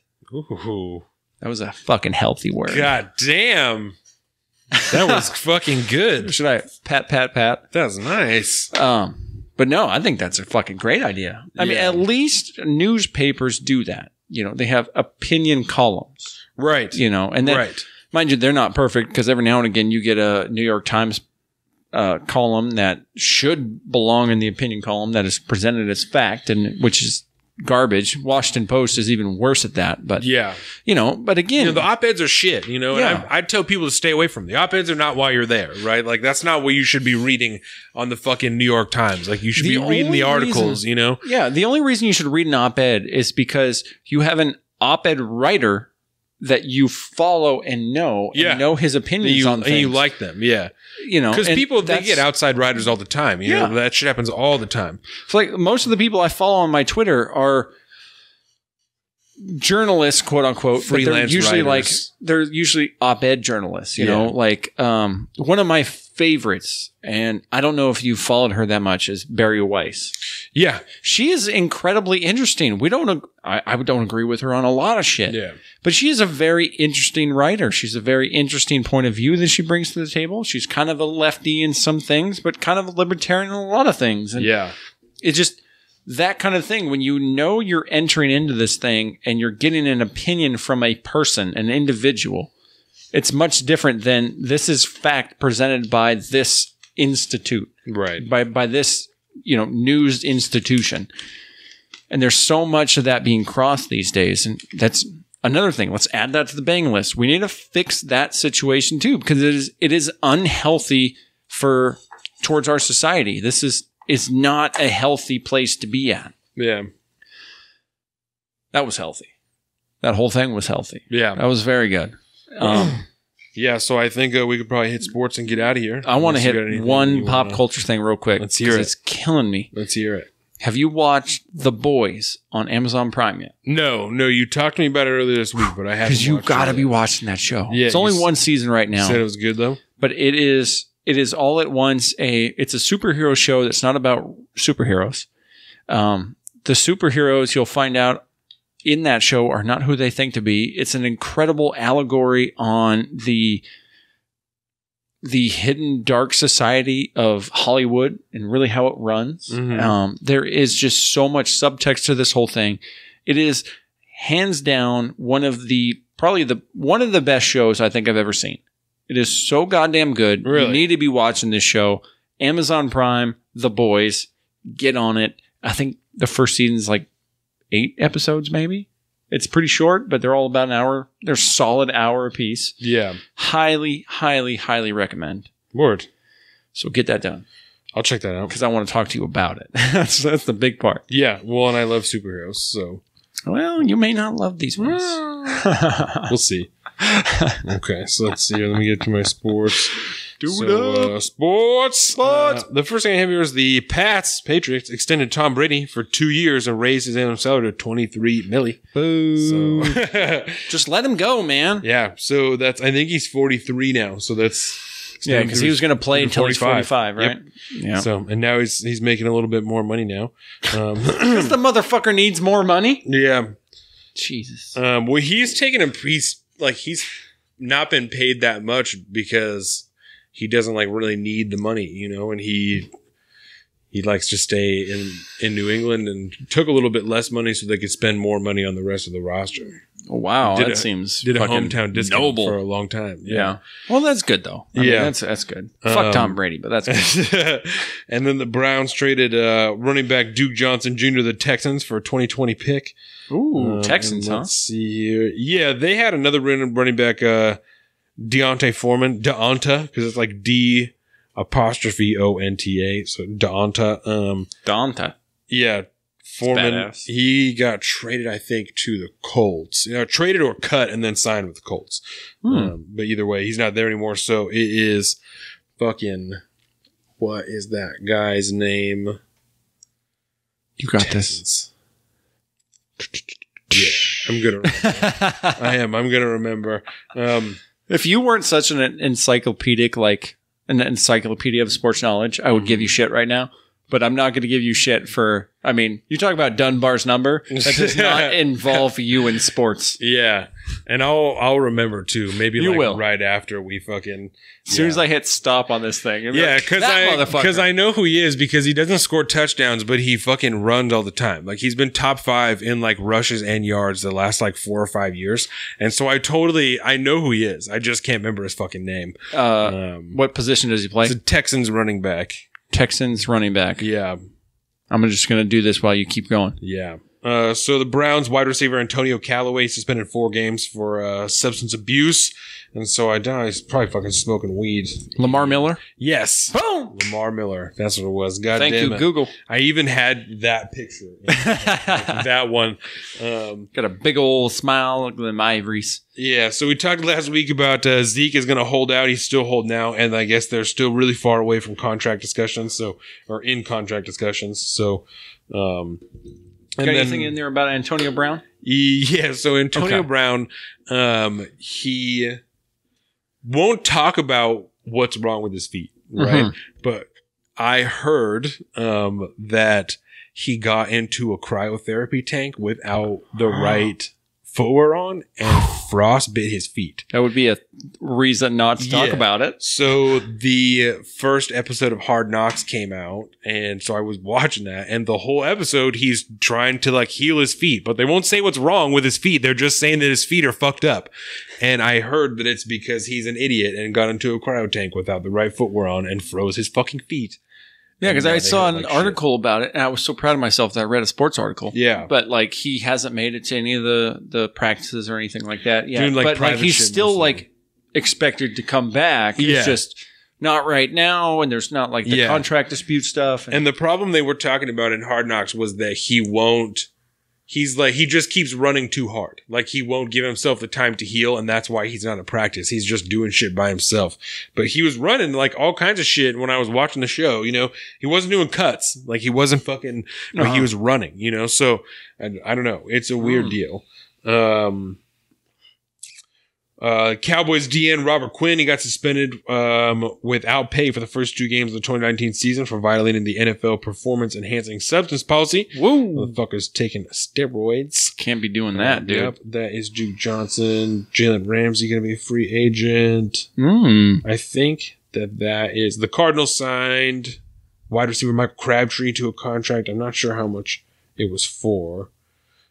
Oh, just kidding. They didn't sign him. He just went in for a workout. But they're looking to sign him. So he's not actually signed yet, but it's looking like they're going to. And then Josh Gordon, who's a wide receiver for the Pats, he filed for reinstatement to the league because this motherfucker just stays smoking weed, stays getting suspended. And at this point, yeah, he's just barred from the league. And so he applied for reinstatement. So we'll see whether or not he gets to come back because he signed with the Pats. And I think maybe he played 1 or 2 games.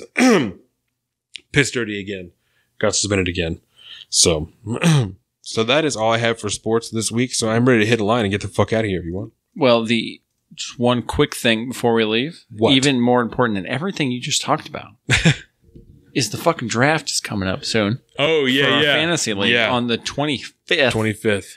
I will fucking be there. Good. I may be a dirty, smelly mess because we're also I have my scouting trip out east that week. I'm leaving on like Thursday night, but I'm going to hit the road Saturday night. We're coming back Sunday. So we should be back in time for that. We'll have a nice healthy meal for you there. So there will be lots of protein, lots of... So you know what my one favorite food is to eat when I'm on any kind of backpacking or anything is jerky. Yeah. I always buy this giant fucking bag, and I can't remember the name of the brand, but I always buy the same brand of peppered jerky, and I buy like 2 bags of them motherfuckers, so that's like $40 worth of jerky. Yeah, hell yeah. And I will live off of that shit for days. Well, I'm going to make 2 of those London broils. Oh. And so those will be all fucking, you know, they'll be sitting. Last time I did it, I let it sit for 5 days. That was the way to be. A 5-day London broil was the way to be. In the marinade for 5 days. So it'll be fire, and we'll have 2 fat ones grilled up. 5 days. That's healthy. Yeah, bro. That's just going to be good. It was real flipping it twice a day, you know, making sure everything is fucking, oh yeah. Yeah. Getting excited. Yep.